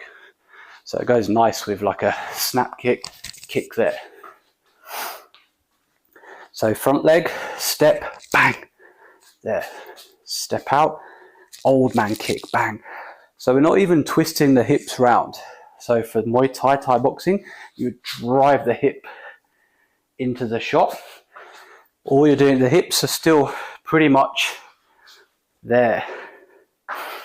So you're kind of going from 45 degrees to 45 degrees with the hips. So you kind of maybe, I don't know if that'd be a 180 or something with your hips. I don't know. So bang there. And bang and back. Snap. Bang there. Snap. Bang there. Bang there. So that's some basic kicks. Front kick, side kick. Now, I said I was going to give you 3 kicks. So the next kick is a really good one. But again, it's not so much a kick, it's more of a stamp. So from here, we're just going to stamp down. Here, stamp down. Now, that doesn't mean if someone's over there, I'm going to go. It means if someone's got me like that, and they might have, where I live, people walk around in sandals, thongs as they call them here, jandals, all the time. So if you drive your heel down onto the foot, it's going to be very, very, very, very painful. So we have this stamping technique, which is a really subtle down like that. Just down like that. So we can practice that. So front, side, stamp. The last leg technique we're going to do is to close the gap. So this is where you're offensive, you're wanting to attack. So all I'm going to do is I'm going to lift my lead leg up and I'm going to launch myself forward like this. So it's like a jump with the front leg. All this does is covers the line. Rather than me walking like this and I'm getting kicked, I'm actually jumping up forward to close that distance. So all you're going to do off the front leg is jump up like that. Again, visualize, close the gap, bang, bang, bang, bang, and finish. So there's some of the kicks to work on. Next video, we're going to do some defenses of the kicks. Right, let's look at how to defend the kicks. So there's a saying in Chinese martial arts, the hands block the hands and the legs block the legs. So it's pretty much true, but that doesn't mean if someone's, which hopefully never happens, someone throws a roundhouse kick at my head, that I need to then do the splits to block it. Anything above my waist, or even probably below where my hands can reach, is probably a better way of looking at it, is so everything above here is arms are going to deal with it. Arms are going to deal with it. If it's a super powerful kick at my ribs, I'm going to coil up and shell and I'm going to take that shot. So the hands will deal with everything above the waist. Below the waist, the legs are best dealing with that, or movement. So like I said at the start, the roundhouse kick that you find in Thai boxing or MMA, guys use it a lot. This is very problematic, and fortunately I've studied Muay Thai for many years, so I kind of have taken many of these kicks. So like I said, this is the main area they're aiming for, is the thighs. But your people without training tend to go lower because they haven't got the flexibility. So they end up ramming their own shin bone in your shin bone or your bony bits. And because they wear protection in the club, they're not used, they don't realize how much that can hurt for both people. So anyhow, believe it or not, it's going to hurt a hell of a lot more getting hit on that nerve than cracked in the shin, believe me. So anything coming round at this area here, all we're going to simply do is, like when we load up for the jab, we're going to load up, but we're going to twist our leg slightly out. See how my heel comes out like that? So the nerve is hidden. So the way I'm hiding my body like this, I'm now doing it with the nerve on the leg, yeah? So the kick will hit, it will still hurt, but hopefully it doesn't hit that nerve. So this is what we need to practice. From here, twist. It's like Elvis, yeah? So you twist like that. So twist. And you see my hands are here, bang, bang, and you make him pay. So here, twist. So this is why your stance has to be dynamic twist, because at any point, this will have to block, that will have to block, that will have to come in, that movement, it all comes in together like a dance. But a dance where there's no choreography, and it's not prearranged, right? It's a spontaneous dance. So here, bang, you cover. Imagine that kick coming in, bang, cover. Now, that's all cool. The other thing though is what the Thai guys like to do is a step, and they do an inside leg kick, which will be to the inside here. Now, I can't do, if I do this, I'm still going to cop it and I'm going to be, whoa, totally off balance. So this is where it's called de-linking the structure. And this is another beautiful Zen mindful thing you can do. And this is why martial arts people are training and people watch them thinking, oh man, look at that nonsense. But there's method behind the madness. So we'll practice this one like this. The kick's coming in here, we just, boom, let it go. Literally let the leg go floppy and regain your stance. So it will hit you and you go with it. So this is why it's a high level of training where you can let go and not be tense and rigid, yeah? So imagine that kick's coming in, let it go soft. A lovely little drill actually. Step forward, bang, soft. Step forward, bang, soft. Imagine that kick coming in, bang, soft. So if you were just watching me in a park or something, you'd think probably call the police or drug squad or, you know, get me sectioned. but I'm actually training a valid technique. I'm walking forward, I'm, woo, okay, cool. So that's how you deal with the inside kicks. To deal with all these kicks, movement is king. That Muay Thai kick, move back. Kick here, whoa, move out the way. Use your bodies. Remember I said about this pulling back like that? You can use your body, curve your body to get out of the way. So just led me to remember another bit of footwork. So in Chinese martial arts, you have like a cat stance. Here, they call it cat stance for the weapons and stuff, right? This cat stance can help with those low leg kicks, but you've got to get the timing right. So when the kick comes in, I'm going to shift back. I'm going to bring my foot in like this, and hopefully the kick will swing past. So that's our next drill, yeah? From here, shift. Hands can come out to protect. Here, shift, whoa, back. Here, whoa, back, yeah? Very, very, very good. So the key really with the lead leg, so lead leg's going to be the first thing to get clobbered because it's the first thing in front, is twist for the real nasty one. Anything inside, let it go. Ideally, get your leg out the way. Self-defense 101, get out the way. Self-defense 102, is there even a thing? Self-defense 101A is just go with the force, boom. Self-defense 101B is boom, twist into it, kamikaze. Okay, so that's dealing with the most popular low leg attacks. Anything that's coming in straight here, like a really high kick or push kick, we go into this cutting down, remember? That will deal with it. When I cut down, punch, punch, punch. Any straight kick that's coming to the legs, we're just going to either snap kick back like that, or again, get the leg out the way, or move out the side and kick. So we're starting to kick kicks with kicks. There is another way to block kicks, but it's not very effective, is using the heel of your leg. So if it's a front kick, block with the heel. So you form a shield like that.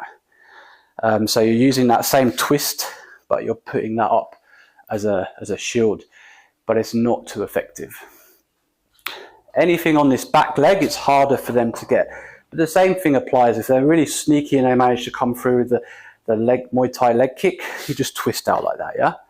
If they manage to hit you in like this, you just boom, go with it, reset. If they manage to flank you and they come here, ooh, you cat round here, reset. So let's do a footwork drill, guys, because I know you love them. So here, 1, 2, reset. So we've got that one. Then we've got, ooh, reset, reset, reset, reset, reset. So we've got some extra bits of footwork there. Right, so we've done kicks, punches, defense. Let's do some shadow boxing using all those elements, yeah? So we're going to just, same as we did with the punching, but now we're going to play around, yeah? So set a timer, put some music on. This is where I want you guys up to. So if you can get to like the end of each module or as many sessions as you want, and then just train it as shadow boxing. So then all your training is, rather than having to go back through all the material, it's just shadow boxing sessions. And it's simple and fun and creative. And it's your little space to do it, right? It's your time to just shut the doors, forget the world, and just train some martial arts. What I was going to say is use the sessions to go back and cross-reference things. So if you're shadow boxing and you feel, that's not quite right, go back, check it, and get the answers from the material, and then go back to the lab and put it together. So shadow boxing. So we start off, play some music. We've got our footwork. Remember with this one, we've got that one. We can throw a kick now if we want. Or we can cover like that. We can push him off. We can throw across. Go slowly to start with. See, I can feel myself getting carried away. Go slow-mo. Go meditative, yeah? go spiritual and zen. Train your techniques, flow. That's a nice way of training actually, the shadow boxing. Flow with it, like almost Tai Chi with the training. So let's go slow. So we got can push out, then there, there, there, there, hit, cover.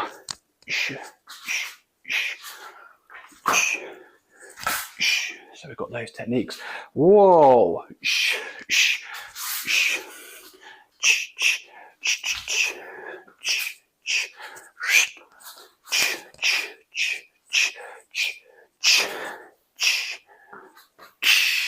So we've got those ones there. We've got boom, ooh, ooey. Moving around, block, block, move around, block, block, block. Oh, hi guys, move around, block, block, shimmy off, bang, bang, bang. Play around, have fun, don't worry too much.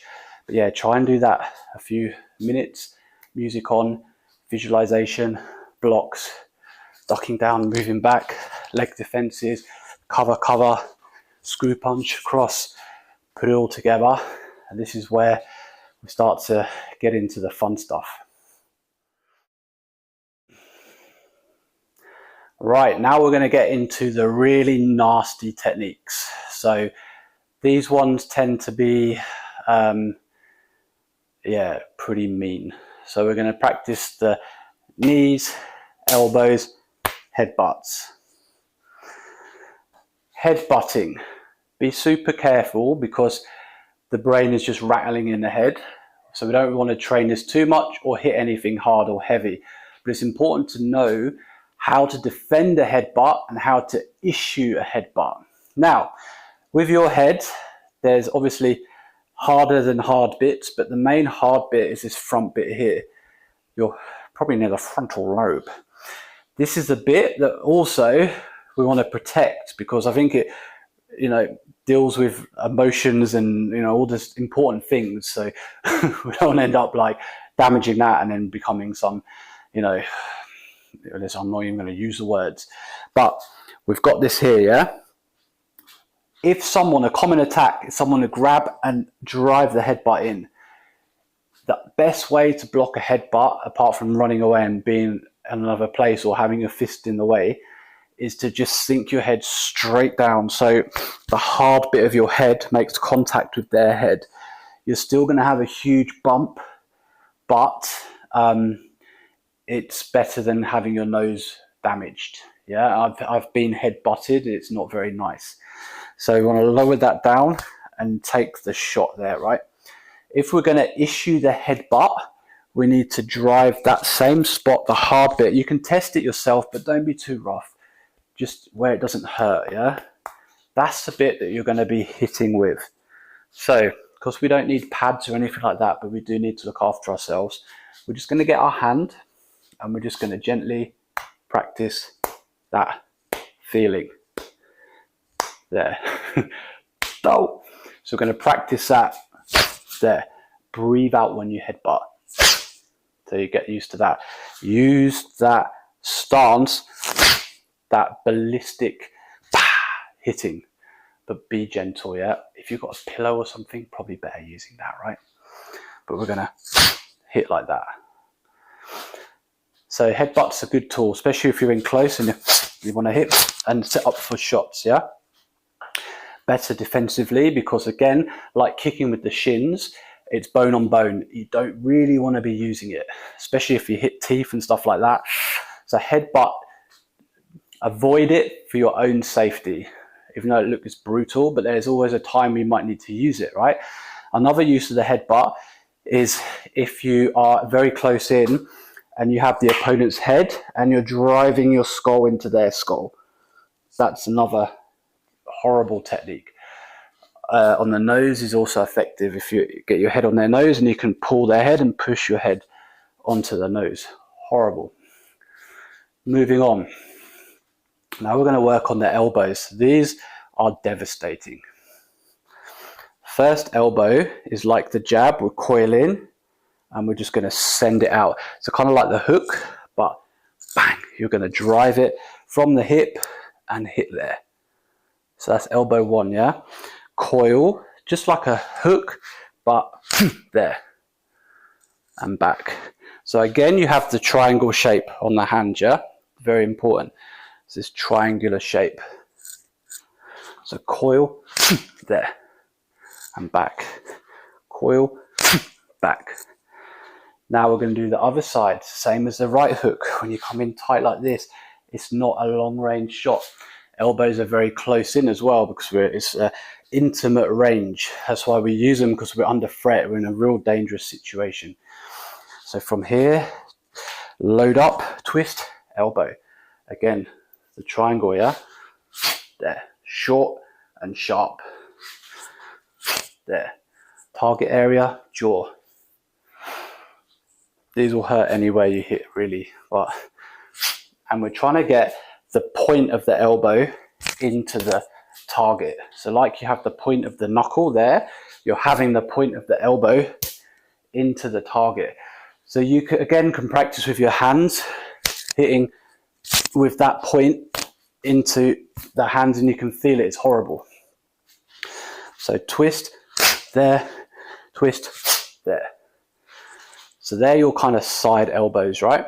Then we're going to have the uppercut elbows, exactly the same as the uppercut. Twist down, and you're just going to come up like this, like you're stroking your hair, yeah?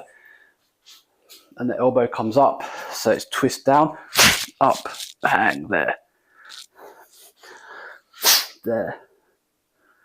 So twist, there. Twist, there. Twist, there. Triangle shape here. Notice I'm covering my head as well, because this is all exposed. So it's one of the things in life, when you have a whole lot of good stuff, there's a whole lot of bad stuff that comes with it sometimes. It's got to have that balance, yeah, the yin yang.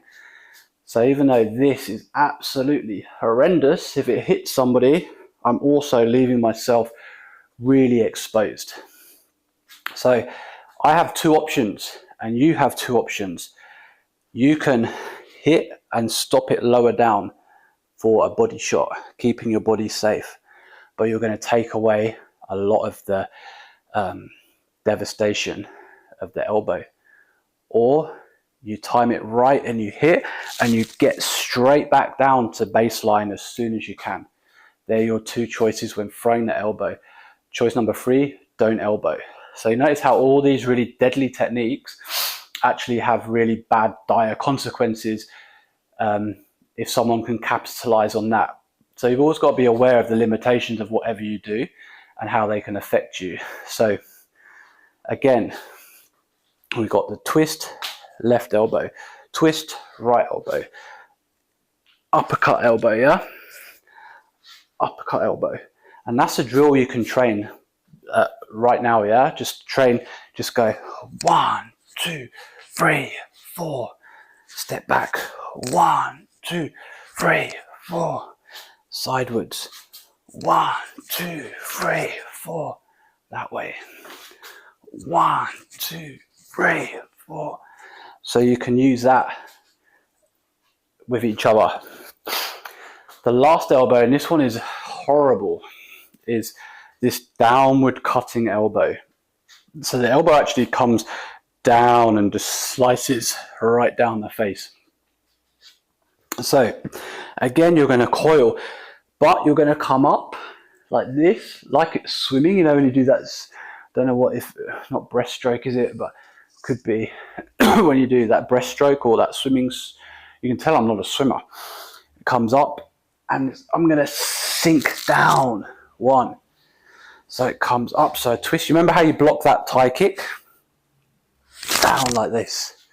So I'm going to twist up, bang, down. Twist up, and down. Very powerful. If the mechanics are too much, all you need to do, twist your hips, send it down. That's it. Hips turn, send down. If the hip turns too much, send down. Just send it down. Honestly, it's probably enough. Other side, load up, up, send down. Load up, send down. Load up, so it's coming down like this. You see the angle? And that pointy bit all the way down. So this one is more if someone, as well as maybe grabbing you, like their head's here, like you're trying to move them off, and you sink it down, or you sink it down. Very dangerous technique to do on someone, and very dangerous for yourself because you're totally open as it's coming down. So let's put it all in a drill. Twist, twist, twist, twist, twist, twist, twist, twist, twist, twist, twist, twist, twist, twist, twist, twist, twist, twist. Movement. Twist, twist, twist, twist, twist, twist, twist, twist, twist, twist, twist, twist, twist, twist, twist, twist, twist, twist. So much fun. So you've got your elbows and your head butts. Let's do knees. So the knees, again, a lot of people knee and they're encouraged to go above the belt because of in Muay Thai, Thai boxing, it's illegal to hit below the belt with the knees. I think you can, I don't know if you can knee the leg maybe, like that, but certainly not the groin. So you're encouraged to come up high. We don't want to do that. We want each knee to either attack that nerve we're talking about there or the groin area. That's it, because we don't ideally want our legs up for long. So the first knee, real easy, is we're going, always with the knees, we need a little step to load them up, like a shotgun. So we can't do it. You'll see a lot of martial arts just do them up like that. There's no power, the mechanics don't work. It has to almost be like a stampede, boom, boom, like an elephant, boom, boom. So for this lead knee, which is one of the hardest to throw actually, is we're going to have to step knee. So it needs a step and a knee. So from here, so we're going to break all the rules of this back leg now. We're going to break the rules. We're going to bring the right leg forward in order to throw that left knee. And it's going to become not as simplistic as doing this, but it's a lot more powerful. So from here, one, bang, knee, back. So here, one, bang, knee, back. Here, step, knee, down. And when you throw your knee, go here, you're going to step, knee. See how my toes point down to the floor? And you're going to really try and get the kneecap, aim for the groin, yeah? That's where we want to, boom. And when I do it, I'm going to pull my weight back and push my hips forward to really drive that knee into the groin area. So it's whang, and I'm going to swing my arm down as I do it, keeping my other hand up. So there's a lot of points to this. It's quite complicated, but it's a lovely drill to practice. Just practice this. Step, swing, cover, and back. Step, swing, cover, and back. Step, swing, cover, and back. And think about hitting the groin, bang, and always keep your head up, like you're looking at the opponent in his eyes or chest or throat. Don't look where you're going to hit. So don't be like, oh, I'm going to hit him in the nuts. You'll see it a mile away, right? So look up, boom, bang, hit. There, bang, hit. And when you're more confident, bang, a bit more speed, yeah? When we're going to throw off this back leg, it's a slight different rule. So we're going to take a wider step and bang, hit and back. So it's a little bit more simplistic. So it's a big step, bang, hit and back. Big step, bang, hit and back. Big step, bang. The more you launch into that first step, the more it springs in for the knee. So it's like a boom, boom. So it's like a crunch, bang. So really exaggerate it while you're learning. Practically, it needs to be really subtle, But to get the mechanics, really, you can even start stamping like this on the spot and stamp, bang. So you get that 2 forces, yeah? So boom, boom, boom, bam, bam, there, and back. When you get more comfortable, just there, bang, and back, like subtle. Use your hands to distract, bang, there, boom.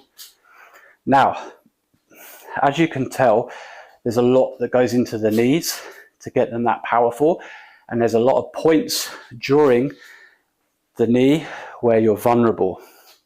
So the knees have to be combined with hand techniques or some kind of distraction. So a great time is if you're pushing someone off, and that's when you knee, yeah? So you're pushing them away, grab a knee. Or if we want to do that really big step, you're pushing them, you're there, bang, knee.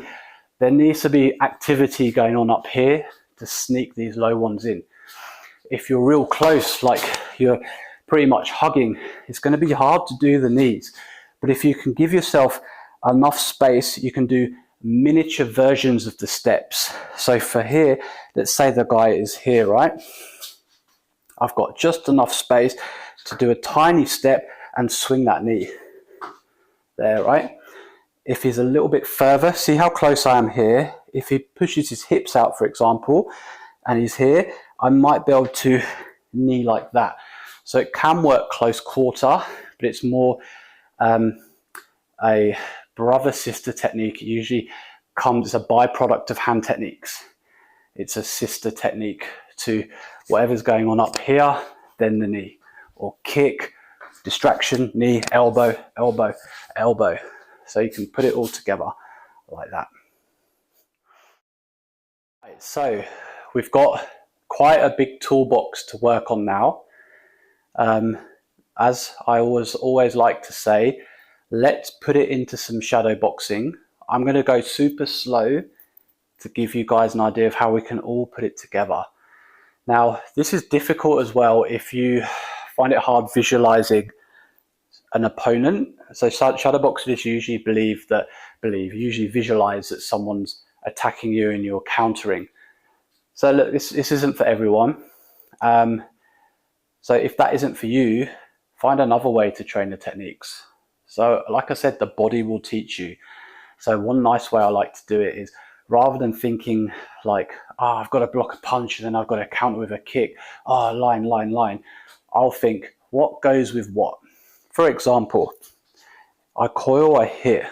What connects? What would go nice after this? Probably not anything that's going to be on this side. It will have to be this side. What would I like to try and do? Let's go simple. Let's stick to that 1, 2, yeah? Okay, let's work that for a bit. 1, 2. Start to feel the mechanics. Twist, hit, hit. This is where it becomes a martial art rather than just punching people, yeah? You're training your body, bang, bang, mechanics. Throw, right, that feels good. What can I add on? Oh, it's got to be this side. Uppercut, yeah, that feels good. What next? This side, elbow. Like a jigsaw, put the pieces together and come up with your own little techniques. Chances are you're never going to have to use this. I pray that you never have to use any of this stuff. What you're going to do more of is what we're doing now. So just have fun. Just come up with your own techniques, come up with your own ideas, come up with your own combinations. So combination, I'll just come out with it, right? So boom, boom, boom, bang. So I've gone a jab, a cross, a screw punch, upward elbow. That one felt nice. I might add some legs in. I might go kick, I might close the gap, cross, hook, uppercut, push off. There's another one, yeah? I might be a bit more defensive. Cover, lean back, block, block, block. Back again, that one. Slip. Elbow, I like the elbows. Knee, bang, push off. So you come up with your own ideas. If you're struggling, stick to the bread and butter techniques. Bread and butter is jab, cross, move around. Jab, cross, and then add something in. Jab, cross, step, knee. Go back, jab, cross. Go back, jab, cross, push off. Just add one in at a time. excuse me, add one new technique in at a time. And then it's kind of like you just build upon it until you feel comfortable. But now we've got a whole toolbox. To be honest with you, my favorite techniques, what I've showed you, are the jab cross. The others are just extra bits that now you have a full picture. You have a martial arts system in your hands right now, as much as anyone else knows training in clubs. It's the same stuff that you've learned. Now you've got to look for your own truth and how it works for you. Let's just play. So, bang, bang, bang, I'm nice and relaxed. Dong, I'm chilled. Bang, I'm just thinking it through. Bang, just relaxing so I can still talk. Bread and butter all the time. Block, block, block, move back. Bread and butter, screw punch, body shot. I'm covering there, boom. Moving back. Right cross, hook, screw punch, right cross, hook, elbow, whoop, knee, bang, push him off. And that's it. That's the shadow boxing. Right, so the finishing module we'll work on is basically, we're going to focus on the incorporation of weapons, but because it's such a violent sort of subject, we're probably going to do a little bit of breathing exercises as well, and then just a real simple bit of meditation at the end. Just stuff you can all implement into your own training. This is all like you've got the main source now. You've got the bulk of it now, right? This is all just additional things that you can use that will help alongside your training, but just in everyday life. And it's stuff that I use as well daily. So yeah, hope you enjoy. So we'll go to the weapon bits now. So this is the weapon that I like to train in my martial arts. I've learned a lot of different weapons, but I honestly feel the stick is the one that can relate to the hand movement and the footwork better than the more elaborate weapons like the bladed weapons and things. Don't get me wrong, this stick in a lot of martial arts represents like a machete or a sword, yeah? So the stick can become a bladed weapon. Let's train it as a stick because it's more about training your hand techniques than a weapon, okay? So basically, the way we grip the stick is, you see on my one, I have a black handle. Anywhere along this black handle is good. And I have the blue. This is a foam stick, just so I don't knock myself out. Don't worry if you haven't got a stick, so we can do all of these empty hand, okay? It's just if you have something like this, even like a pool noodle or something, just play around with it, right? Rolled up newspaper, rolling pin, anything, magazine, anything, not a bladed weapon because I don't want you to hurt yourselves. Okay, so this has to be blunt and soft. So the first thing with the stick is we're going to get our stance. So rather than when the power hand is back on the hand stuff we've done, we're going to switch round now. So this is going to like blow your minds. So the right foot is going to come forward and the right hand is going to be forward like this. So basically what this means is if you're right-handed, your strong side is going to be forward straight away. If you're left-handed, your left side is going to be forward straight away. The reason for this is because we're now using a weapon, we want the first contact with that weapon to finish it completely, and the weapon will have a lot more power than the fists, so we don't need to coil it back to hit. We can just send it straight out to hit. Plus, when you have a weapon and when we do this training, we're not aiming at people's heads or anything like that. We're aiming at the nearest target, which is usually the hands. So if someone has a weapon as well, I'm going to aim at the hands that are holding that weapon, because if they have been hit on the hand, they're going to drop the weapon. That's the idea. We take the hands out first, before going anywhere else. Self-defense wise, if you've taken the weapon out already of their hands, you can escape, you can get out of there, right? So we're just going to work on a few simple techniques. This weapon module is going to be short, but I'm going to show you how the weapon and the hands can come together, right? And how they're similar to the footwork and everything. Same footwork, just opposite sides, just to make it confusing. So we're going to do number 1, stroke. So elbow lower, weapon tucked on the shoulder like this. Reason for this is we're away from everything because we're dealing with someone that's probably got a weapon. So we're trying to move our body away. We don't want anything dangling out. So we're like, oh sugar. We're going to go number 1, and number 1 is going to come diagonal. So we're going to, if you have a clock in front of you, so imagine you're looking at the clock and you look at 1 o'clock, it's going to cut down past the 1 and you're going to straighten it all the way out and it's going to cut down to 7 o'clock. And then it's going to come all the way back here. So it's going to go 1 to 7. And we're going to stop here, right? So it either stops next on your other shoulder or it can stop under your arm here like this. See how everything's out the way. So 1 o'clock there, or 1 o'clock there. 1 o'clock to 7 o'clock there. So that's strike 1. Now we can add the footwork. 1 there, 2 there, 3 there, 4 there. Now try and get it like, you know, like baseball where you swing like that. You want the weapon not to go It needs to be a swing. So you can even practice nice and soft. Swing. Swing like that. Swing. Swing. So that's the next level.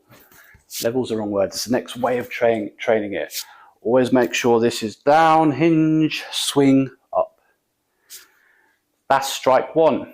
Simple, yeah?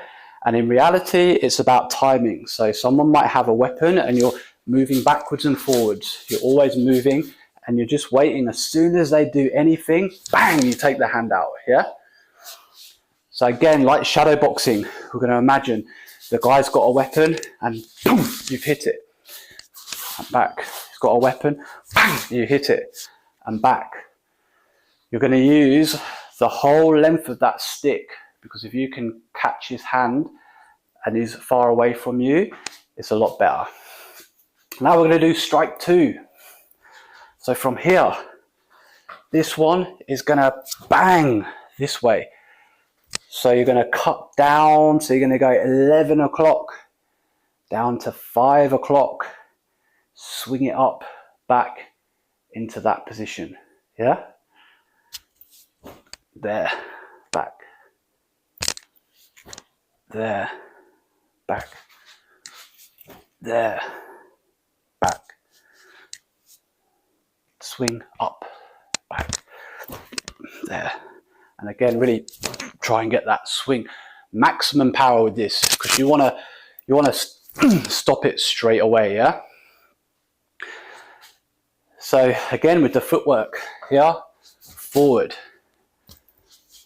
backwards, there, and there. So that's your second strike 2. Same principle again. Someone's got something, bang, you're hitting it away. You're wanting it gone. Now we'll just stick to that 1, 2, and we'll do 3, strike 3, and we'll probably leave it at that because that's the only strikes you really need to know. 3 basic strikes. From here, we're just going to go straight down. So from 12 to 6 and up. Up, up, up, up. That's it. So there you've got this angle covered, that angle covered, that angle covered. You've got a line, 2 diagonal angles covered. You can, I'll tell you what, we'll add one more, then we've covered pretty much all the angles. So this one, 12 to 6, 12 to 6. Again, someone has a weapon, bang, you're hitting it down like that. Someone's got a weapon, bang, you're hitting it down, bang, you're hitting it down, bang, you're hitting it down, bang, you're hitting it down. Straight down and up again quick. Last one, okay? So we're going to go from 3 o'clock to 9 o'clock. There. Or we can even go here, and we can go 9 to 3, there. Here, here. So you've got this one here, bang, there, bang, there, bang, there, bang. Now you notice I do this a lot. It's again that mechanics, getting the power in. It's more about really, I'm using both hands to get that power. Just be careful of that because it's open and it's exposed. So it's a bad habit of mine. Maybe better if I keep my hand tight in like that. Even better if you just keep your hand on your chest all the time. Keep your hand out the way, right? So we're going to work on that as a shadow boxing drill. So we're going to go 1, 2, 3, 4, 5. Okay, that's actually just a normal drill. 1, 2, 3, 4, 5. Beautiful. 1. I keep wanting to do that. 1, 2, 3, 4. Down. So you can mix it up a bit intentionally or unintentionally. But that's the drill. And then practice shadow fighting. Bang, number 1. Boom, number 2. Boom, 3. Boom, 4. Bang, 5. Now, you wanted to know if you haven't got one of these or you don't want to train a weapon, which is fair enough, what you can do instead. Now, we've got hammer fists, which are exactly the same concept. So we're going to train the hammer fist the same way we train a weapon. We're going to do the same thing with the stance. So, you know, if you're right-handed, your right hand's back. We're going to do the same principle where right-handed people, right hands forward and up. Yeah? Left-handed people, forward, fist up. And you're just going to clench your fist and you're going to use this soft bit of the fist to strike, yeah? And you're going to do a number 1, which is here. A number 2, which is here. A number 3, which is here. A number 4, which is here. A number 5, which is here. So you're using your hammer exactly the same way as the weapon. And the reason is, the rules have changed now. You're in a situation where you need, it's called limb destruction. So it's not ideal, but you want to take out the limbs. And there's no better way really, if you haven't got a weapon, than to take out the limbs with, it's called galchoi, a hammer fist, yeah? So we're going to, again, visualize the opponent, and you're going to go, bang, take the arm out. Next one, bang, take the arm out. Hands here, boom, take it out. Bang, take it out. Here, bang, take it out. These hammer fists can combine with the other skills that you've learned, and we'll put it all together in a sec. They work very well if you're in a position, if someone runs in to tackle you like this, they work very well in this way. On the back of the head here, very well. Bang, that's the number 1, or that, boom, there. Some martial arts just purely use these hammer fists, but we'll limit them because they have a place, but they're also, again, you're using this bone here that can easily get caught on hard things and it can damage you. And I've used it before where I've hit someone with this hammer and they've blocked like this, and I've hit that bony part on my bony part, and I thought I'd broke my wrist. It was bad. So they're not ideal. But again, here, 1. So we go from 1 o'clock down to 7 o'clock and back here. Then we go from 11 o'clock down to 5 o'clock. And then we'll do 12 till 6, 12 to 6, 3 to 9, and then we'll do 9 to 3 and back. Enjoy. So again, a little bit of shadow boxing with the hammer hands and everything else, yeah? So soft, boom, boom, boom. Knee, stance, kick. Oh, my old man kick there. Or hammer. Then I've got the hammer there. I might push back. I might snap kick, punch, punch, uppercut. Back again. Coil in, knee. Oh, nice. There. I might hammer down on the head. Hammer down on the head. Push off. Elbow, elbow, elbow. I might kick there. Ooh. So you can now incorporate your hammer fists. Again, if you want to test your techniques and you haven't got pads or punch bag or anything like that, just use your hand but be soft. Practice the hammer. You know if you're doing it right, because the other hand will come off worse. Practice your elbow. You know the other hand will hurt. Headbutt a few, but not many. Practice that, yeah? Your knee. There. There. Oh, nice. Even your punch. There. Ow. So you can train all this stuff. You don't need equipment or anything. You don't need to pay for a uniform. You don't need all the nonsense of direct debit payments and being made to feel bad when you don't make lessons, or having to bow to some dude that, you know, swindles his taxes and all this stuff, yeah? It's yours. Have fun with it. Mess about, play, and yeah, enjoy. Okay, and some really simple breathing, like nothing amazing. I'll just give you two things you can do that helps. Is the first one, feet together, and you're just gonna breathe in, come up on your tiptoes, and then as you breathe down here, you're gonna breathe out and just bend your knees. Like that. Scoop in, breathe in.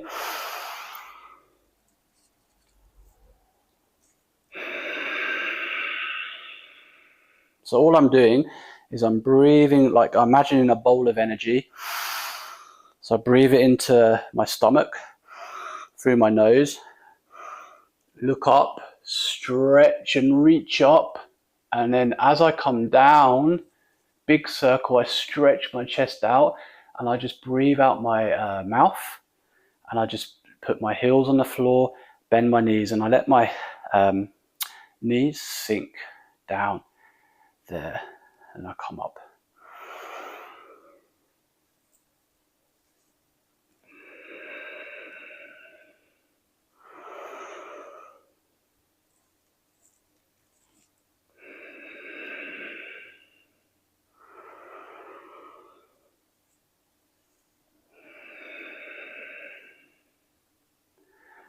And that one's really good in the morning. If you go outside, get that fresh air.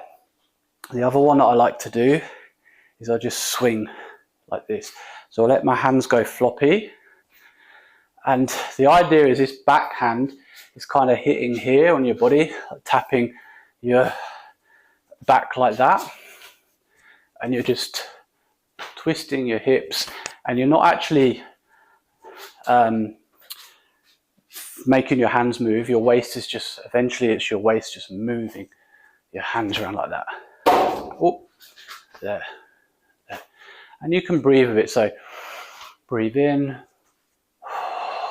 breathe out, breathe in, breathe out. So it's a nice little one to loosen up. The other things for the more martial thing you can do is dynamic tension, which is also a really good thing. So you can get in your stance and you can throw your punch, and when you punch, you breathe out. I'll just show you first.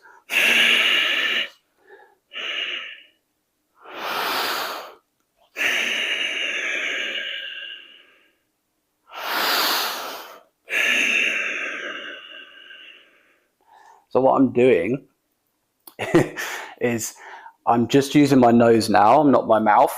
I'm sucking in the air, filling up my belly, and then I'm driving the punch forward and breathing out through my nose aggressively.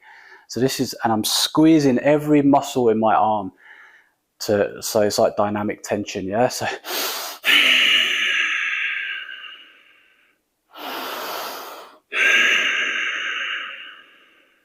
and same with the other side.